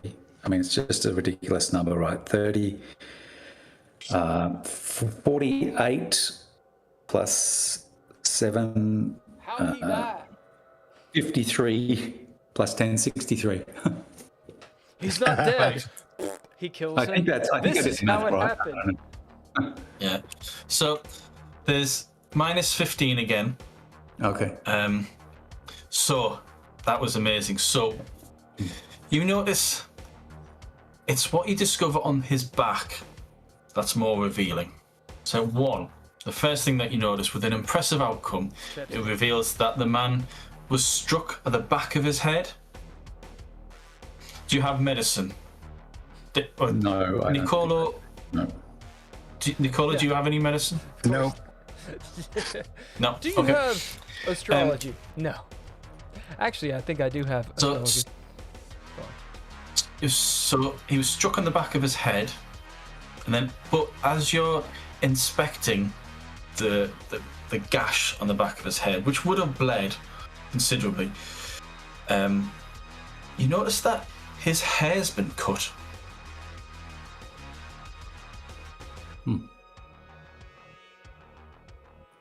And cut in did he have long hair and it was cut short at the back, or what? His hair was longer before it was cut. Yeah. Is it cut roughly, or does it look like? Yeah, I don't know if I can tell. Sharp blade. It's not been hacked. Right. Okay. It's, Okay. you Well, reckon it would have taken you reckon it would have taken time? It wasn't just hacked. It was a case of they grabbed hair and then they sliced the hair down to. I'm going to point this out and say, his hair has been cut. That's really Why would his hair be cut? To try to make him more of a laborer? I mean, I do not understand. Is Maybe a there any? disguise? I have one in occult. Is there any kind of like folk kind of like witchy thing that could be? Oh, okay.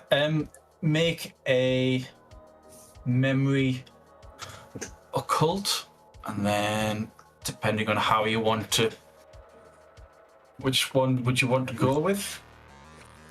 Okay, so I've got memory. Okay, I've got 6. So I've got 1 occult. All I have then is 1 in mythology. Okay, yeah, okay. Thing, but It would I be guess- more of a folklore book. so I get to keep. Oh, you get to keep 1 automatically, right? So I get to keep 2 dice. Is that right? No. Your occult is 1, so you roll. Yeah. You keep 1. Okay. And any 10s.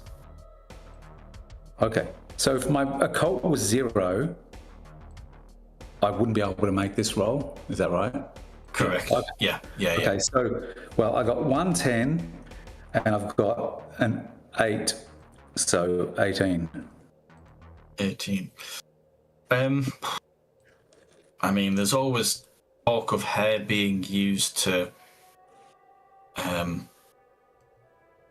control people, but that wouldn't make any sense in this situation because you can't control someone who's been killed. Yeah. I don't know what to make of that. Yeah. While you're thinking about that, Niccolo, because you're kind of like step back and you're looking,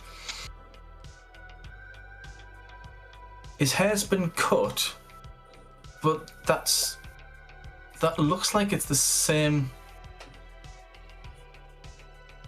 It's been cut, but it's the same hair length as Gennaio.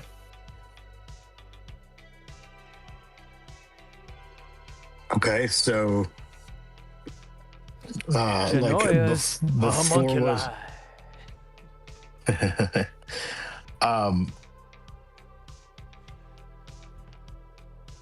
What's it? Ruh-roh. Well, I'm not understanding the same length as Gennaio as the leader. And what he's saying is that the Gennaio we know is probably not actually Gennaio, or someone is taking Gennaio's place. When Gennaio comes back, it's not him. Something like that. I see. That's what I would say, but I'm not there. Yes, it's the same length of hair as Gennaio, but it's been cut down to his hair length. As in, like, it's not Gennaio, or, you know. And I will start sharing that with Pietro. I'll be like, well, it seems like if it was cut, it was cut to this length, because it's now the same length as it should be. Perhaps we are not dealing with the same man.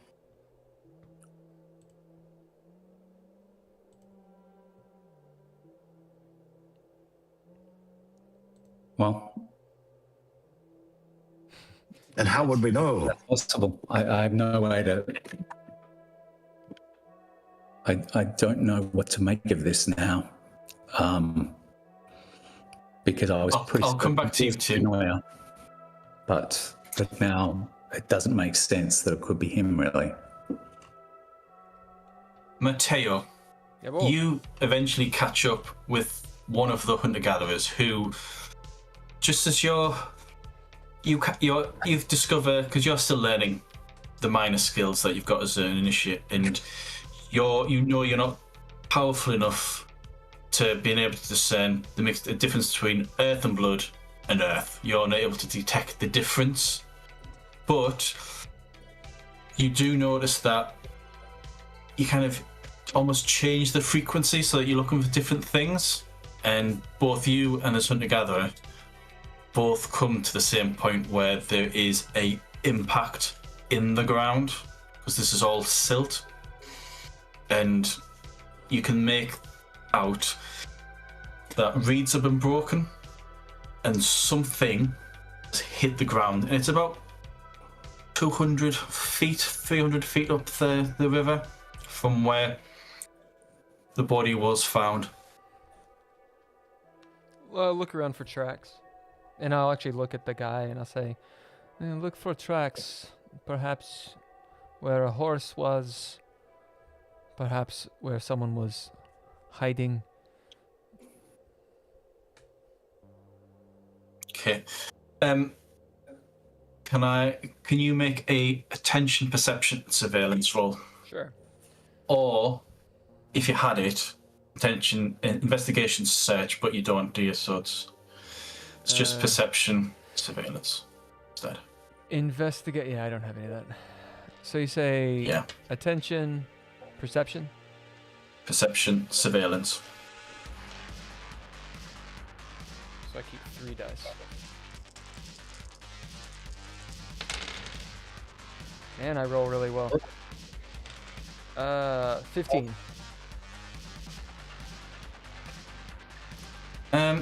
You don't find any tracks. No,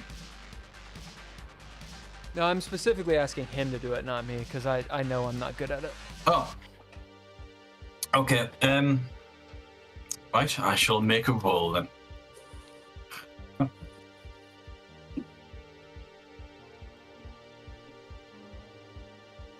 Actually, no, not me.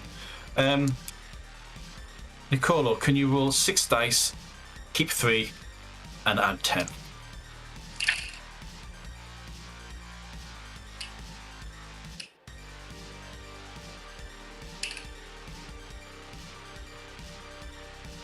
All right.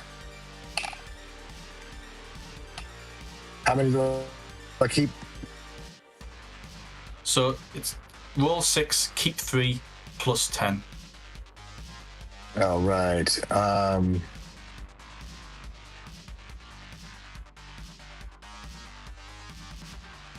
That's 46. Wow. Okay. 46 goes down to 36.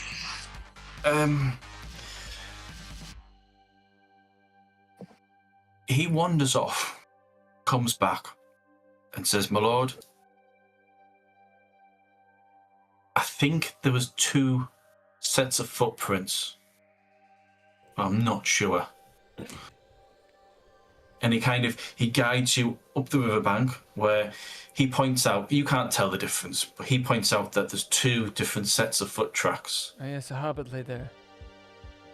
But then once you get onto the grass, there isn't any. There's just 1. Did it seem like they were walking together? He said it. Can you tell where their footprints He go? shrugs.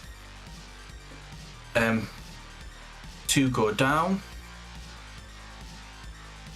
1 comes up.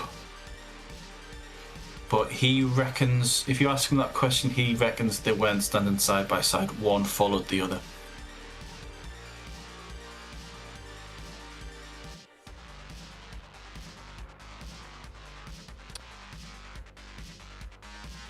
Matteo kind of nods. And then killed. No, I'm kidding. And then we go back. So, this man, of course, was, as he's talking to you guys, this man was likely meeting someone. Came down to the river, and the someone attacked them, killed them, and left alone. Have you all found anything?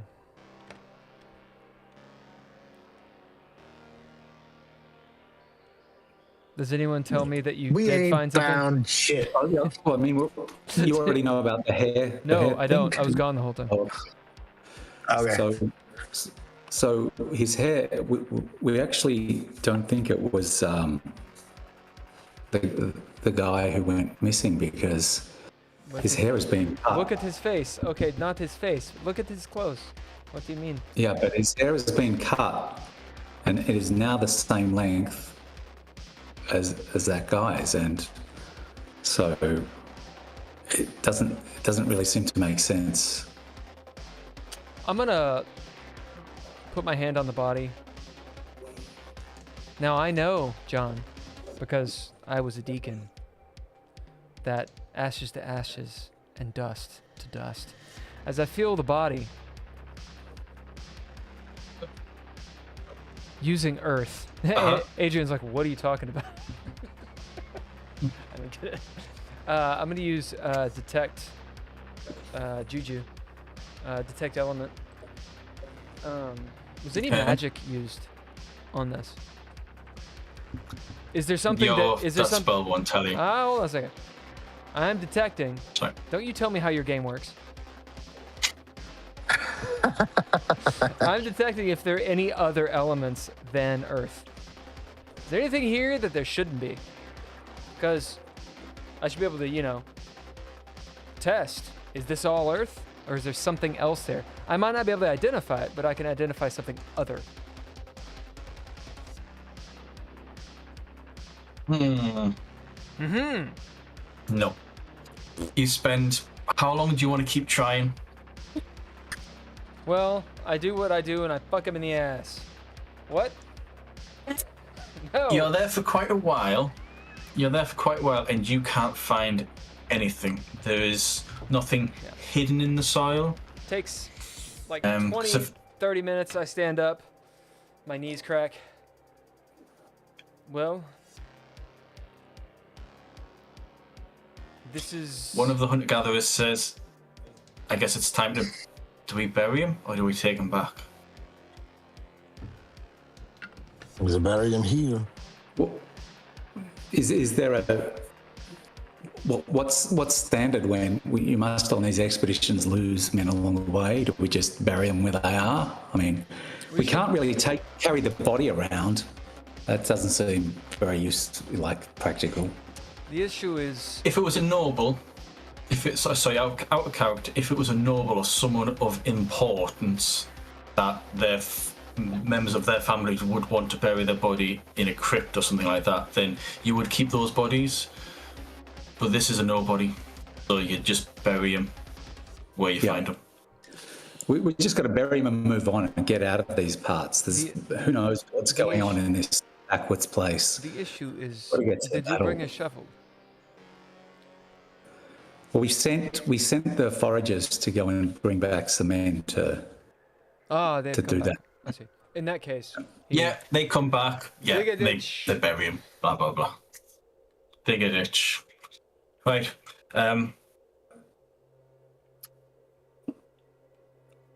He's buried. Do you keep looking for anything else? Yeah. Yes. Actually, yes, you do. Mm-hmm. I'm not sure there's anything else to look for. Is there any, you said that there's little settlements of people around. Is there anything kind of in a very close, have we come across, are there any houses, like little farmhouses or something that are within, I don't know. There's one that you can see. There's one that you can see on horseback. You could probably get there in, I don't know, half an hour. 15 minutes if it's Niccolo, half an hour for you two.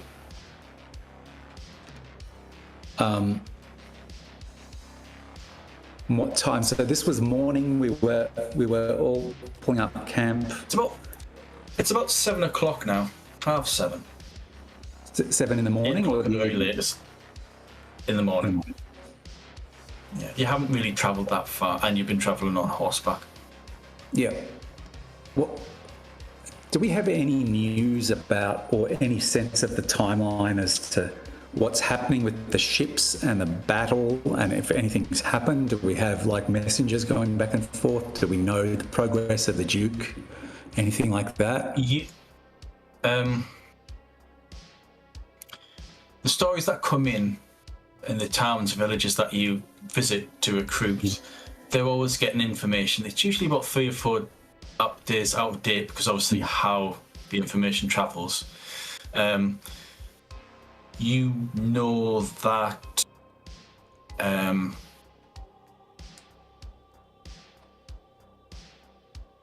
Viper's army is approaching the river.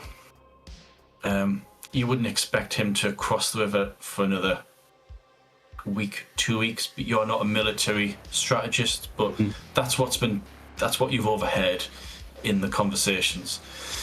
As far as the timing of the boats that have gone on ahead, all you know is that you've got about another week before you reach the bluff, by which point they'll have already disembarked and be travelling on foot south towards the bluff. So they're probably actually on the mainland right now, unless there's been complications.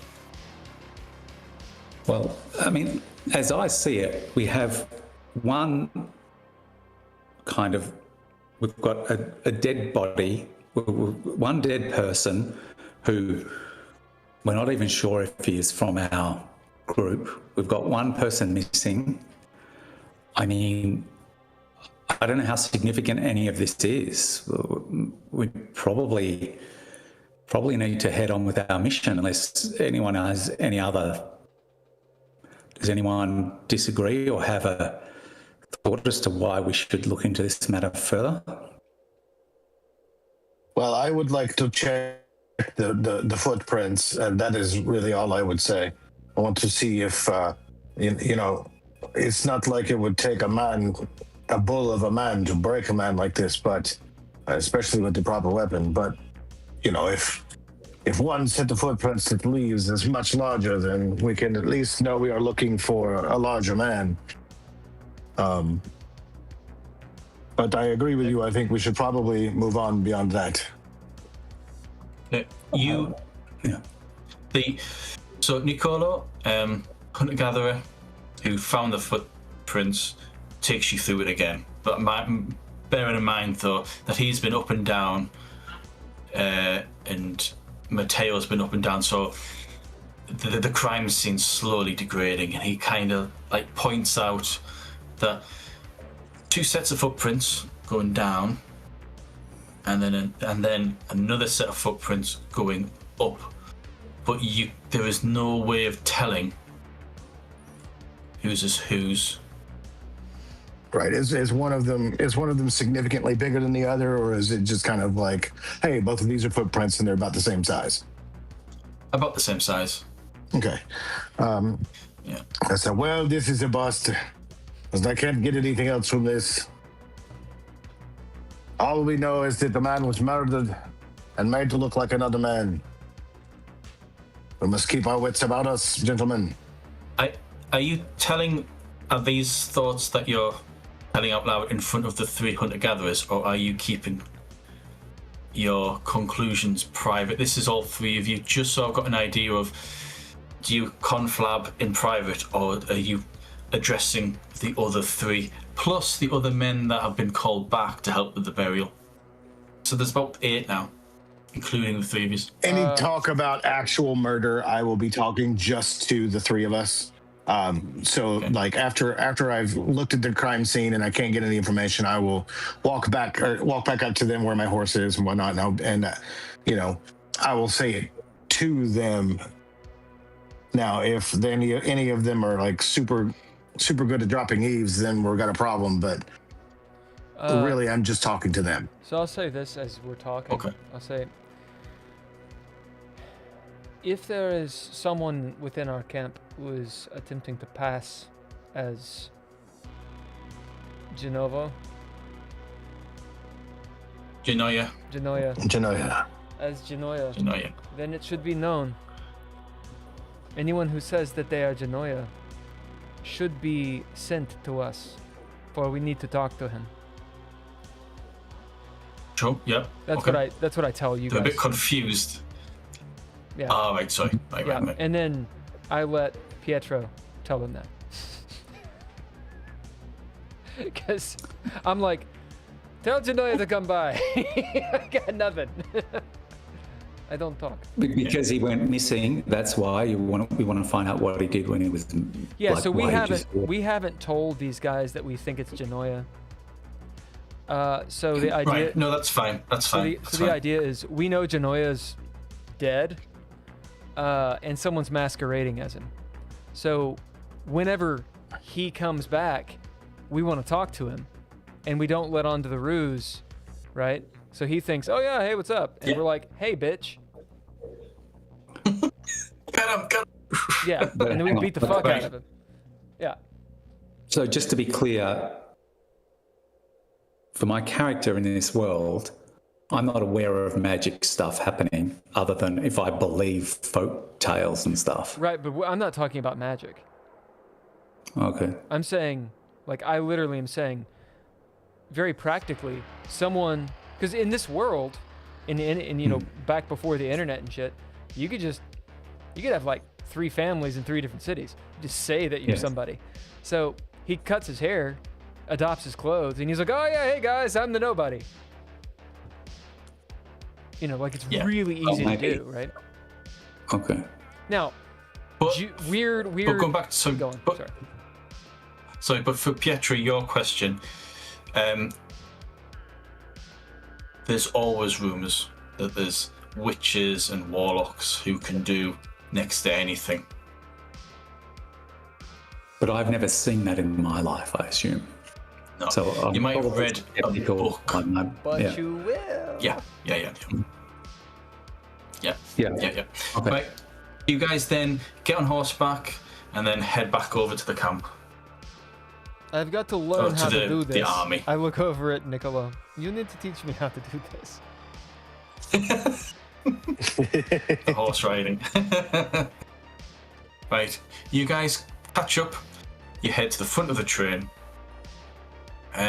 People have already told the White Captain to, and he's expecting you, so that he and Gaspar have kind of gone off to one side, waiting for you to arrive. They're kind of watching you, gauging your expression as you're approaching, and they're kind of thinking, yeah, this is probably not good, and so that they kind of move off to one side so the 5 of you can have a private conversation. Gian Vito, who was the White Captain, beckons you over and then waits for your report. He doesn't look to anyone in particular for the report, just all the 3 of you. Well, we observed the body that the foragers had found. Its face was caved in with a rock. It appears that it may have been Gennaio, the man who went missing, but we're not certain of that. There were some odd things about the scene. We investigated everything. Well, Gian Vito leans in and says, "What odd things?" in particular, we thought it was Gennaio. When we investigated the body, we discovered that his hair had been cut, right? It seems like freshly cut at the back and cut to be the same length as Gennaio's was. So it seems like it can't have been Gennaio. And we don't have an explanation for why this would have been done or what's going on, but it's certainly peculiar. That's about all we found. There was nothing else notable. Wait a minute. there were 2 footprints where we found where the body entered the river. There were 2 footprints heading down, 1 left. So I assume, it seems obvious the person who went down with the river killed this man and then walked back up alone. I'm going to, as you're stating this stuff, Matteo kind of looks up. Wait a minute. Yes. Why would... Let us run through this idea. If Gennaio was the man killed, he would not need his haircut.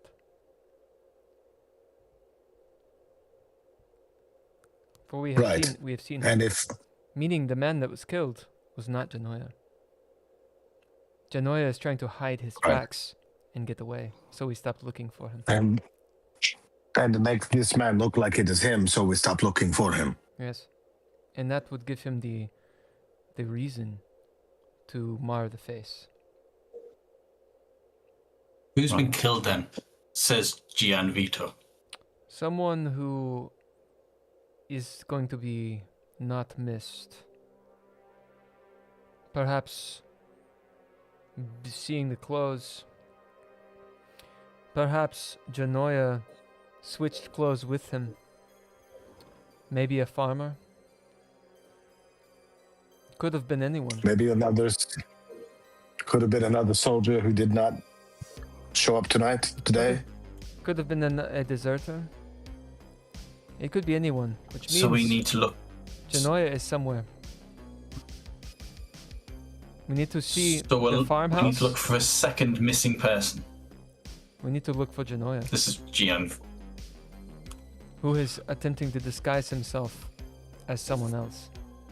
He will not return to us. That would make no sense. If he is a spy, he is making his way through the Red Vipers camp. I concur. All I 3 of you.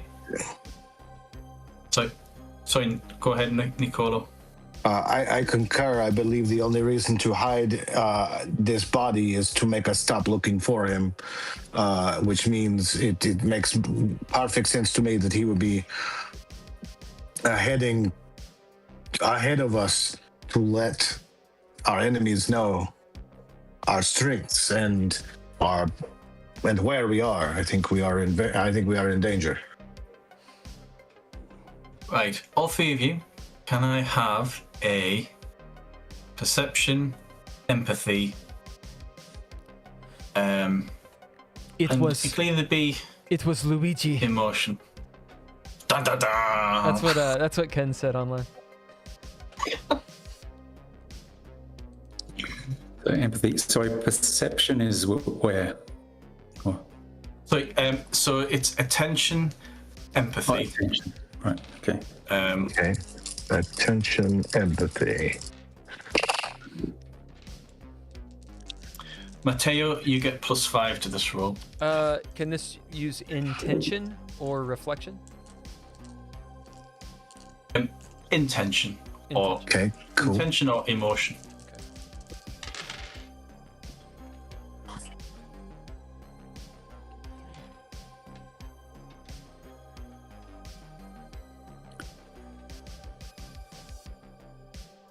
$35.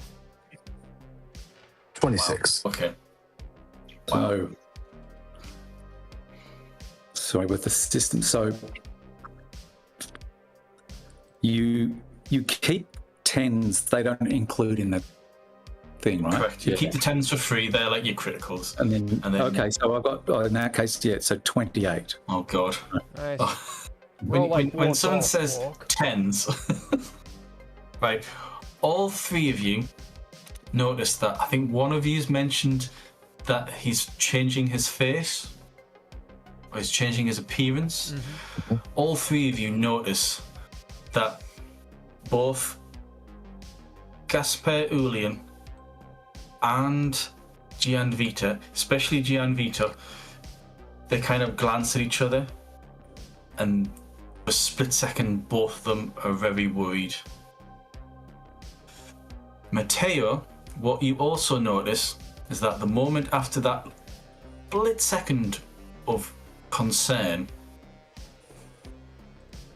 Gasper Ulian, who you've met before, looks to you in a kind of like, we need to speak in private, and then stops.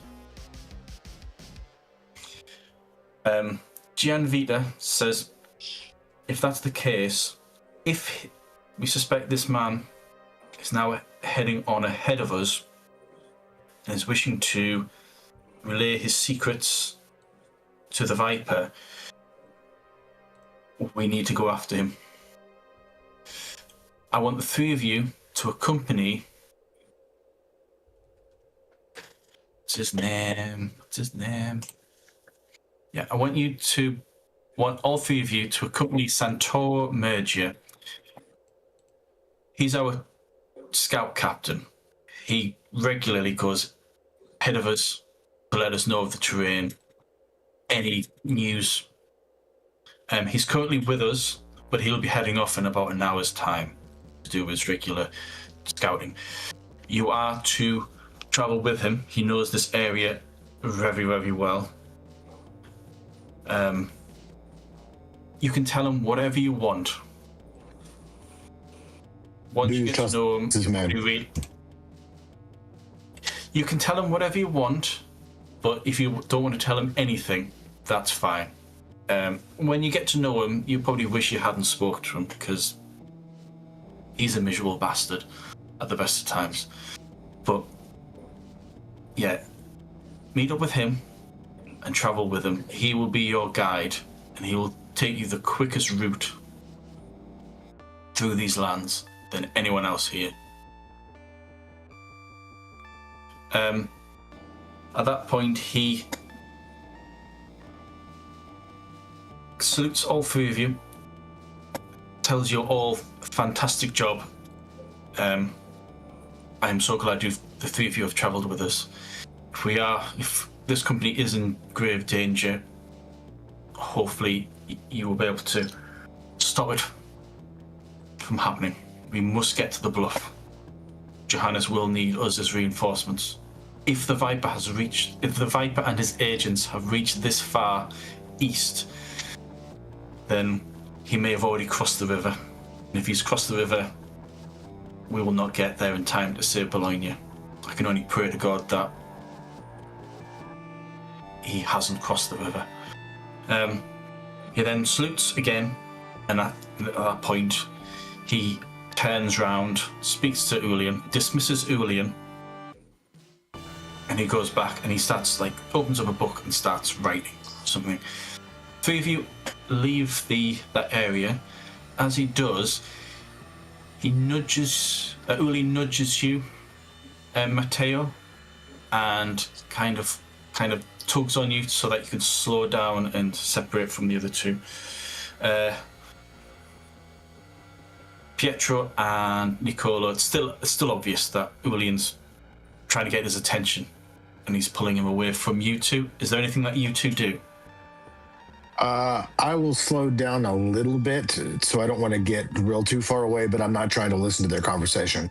I don't want Matteo to get murdered without us being right there. So. Oh, right, okay, yeah. I'm going to try and hang back a little bit, but I'm going to try and be where I can maybe hear some of the conversation. All right. Can you give me a attention, perception, surveillance? And then we'll wrap up tonight's session with this brief conversation. 1, 2. 8 dice. So it's attention, perception 1, and I've got surveillance of 1, so I get it's +5. Okay, I got 110. So, 2. 20. 28 +5. Okay, 33. 33. Take off 15.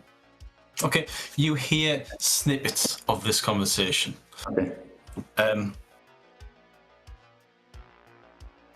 Julian pulls you off to one side, Matteo.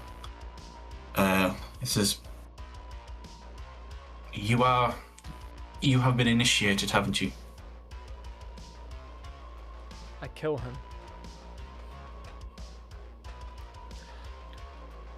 No. Why do you ask that? He kind of looks around. Because what I'm about to say you may already know.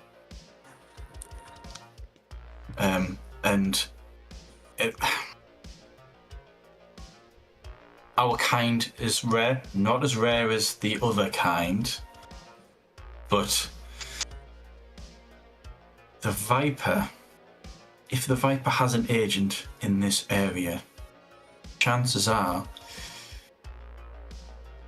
his brood always goes ahead of him.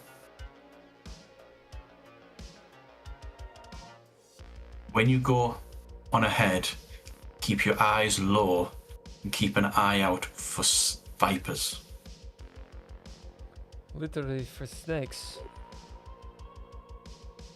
He is called the Viper for a very good reason. He then kind of glances and he notices Pietro's close enough for eavesdropping, and then stops. Glances at Pietro, quite annoyed that someone was trying to overhear the conversation, and then he nods to all of you politely and then heads off. Pietro, what you heard was the terms initiated and called the Viper for good reason. That's the two main things that you picked up from that conversation. Right, I'm going to keep this to myself. Okay. I'm assuming that this is some sort of secret society.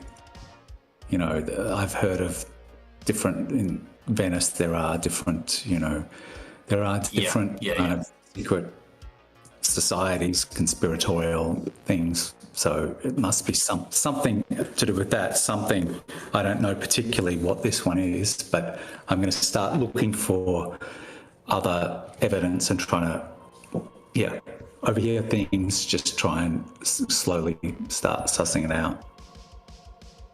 Yeah, great. I'm going to leave it there. There's only one more mini story between now and catching up with the second half of the story, which was had Miller and Dorcas. Yeah. So excellent. So hopefully next session, which week will you and Ken not be here? Is that the week after? Oh.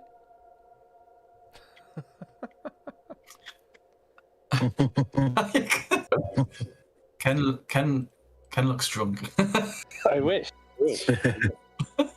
Give me a minute. I just wanted to throw on that.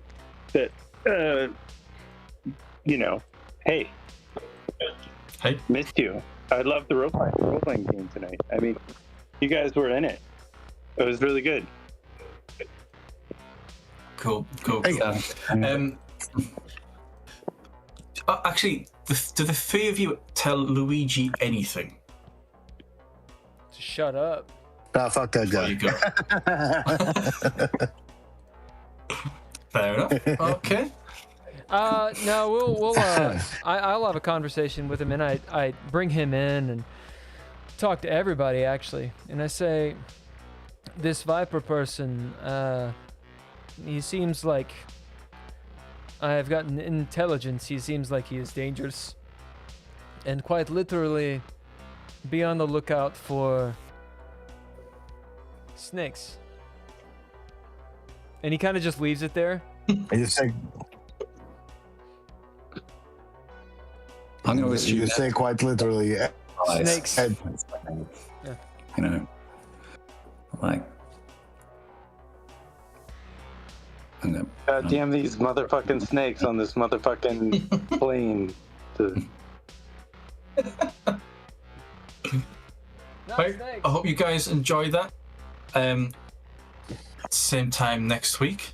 And Ken, are you going to be here? Yeah. I will definitely be here next week, and I look forward to it.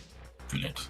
Excellent. Luigi will be hooked and drawn into the next part of the story. Brilliant. I definitely I recognize a lot from, if you watch episodes 1 through 10, it seems like a lot of this stuff is in there. So it's Yeah. There is a point where out of character, after the battle, you're told that someone was murdered, and then that's about it. Yeah. And then the people you tried to chase for information from weren't able to give you anything. Oh, But you did pick up snippets, which you probably would have got from Luigi. So it all kind of fits together, sort of. So, brilliant. It's 11:30, so I'm going to go to bed. But that was fantastic. So glad you guys enjoyed it. John, where is it? Yep. Is Linen Tapestry just on Kickstarter, or does it have a website or anything? Is there a newsletter or? No, at the moment I'm waiting to publish all 4 books before releasing it on Lulu Yeah. and Drive Through RPG. Yeah. But then once I've got all them done, I don't know anything about websites, but I would love to set up a website. Well, I've got a fantastic idea of. We can chat about it. I do that stuff, but it might behoove you to use Substack or something, because it's free, and do like a little newsletter of your updates. Okay. Right. All right. Anyway. Yeah. That way we can actually link to something. Brilliant. and do press. Indie Press, yeah.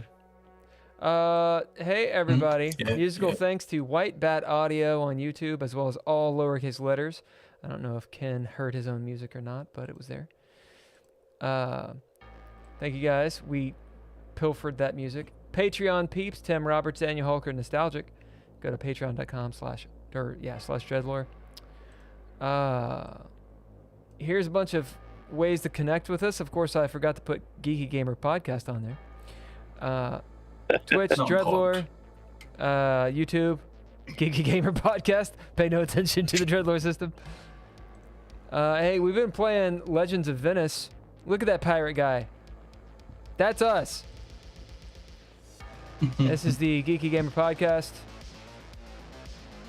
Avoid the clap. Or not. No, you want that. That means you're having a good time. Sure. See you guys. Got to break some eggs.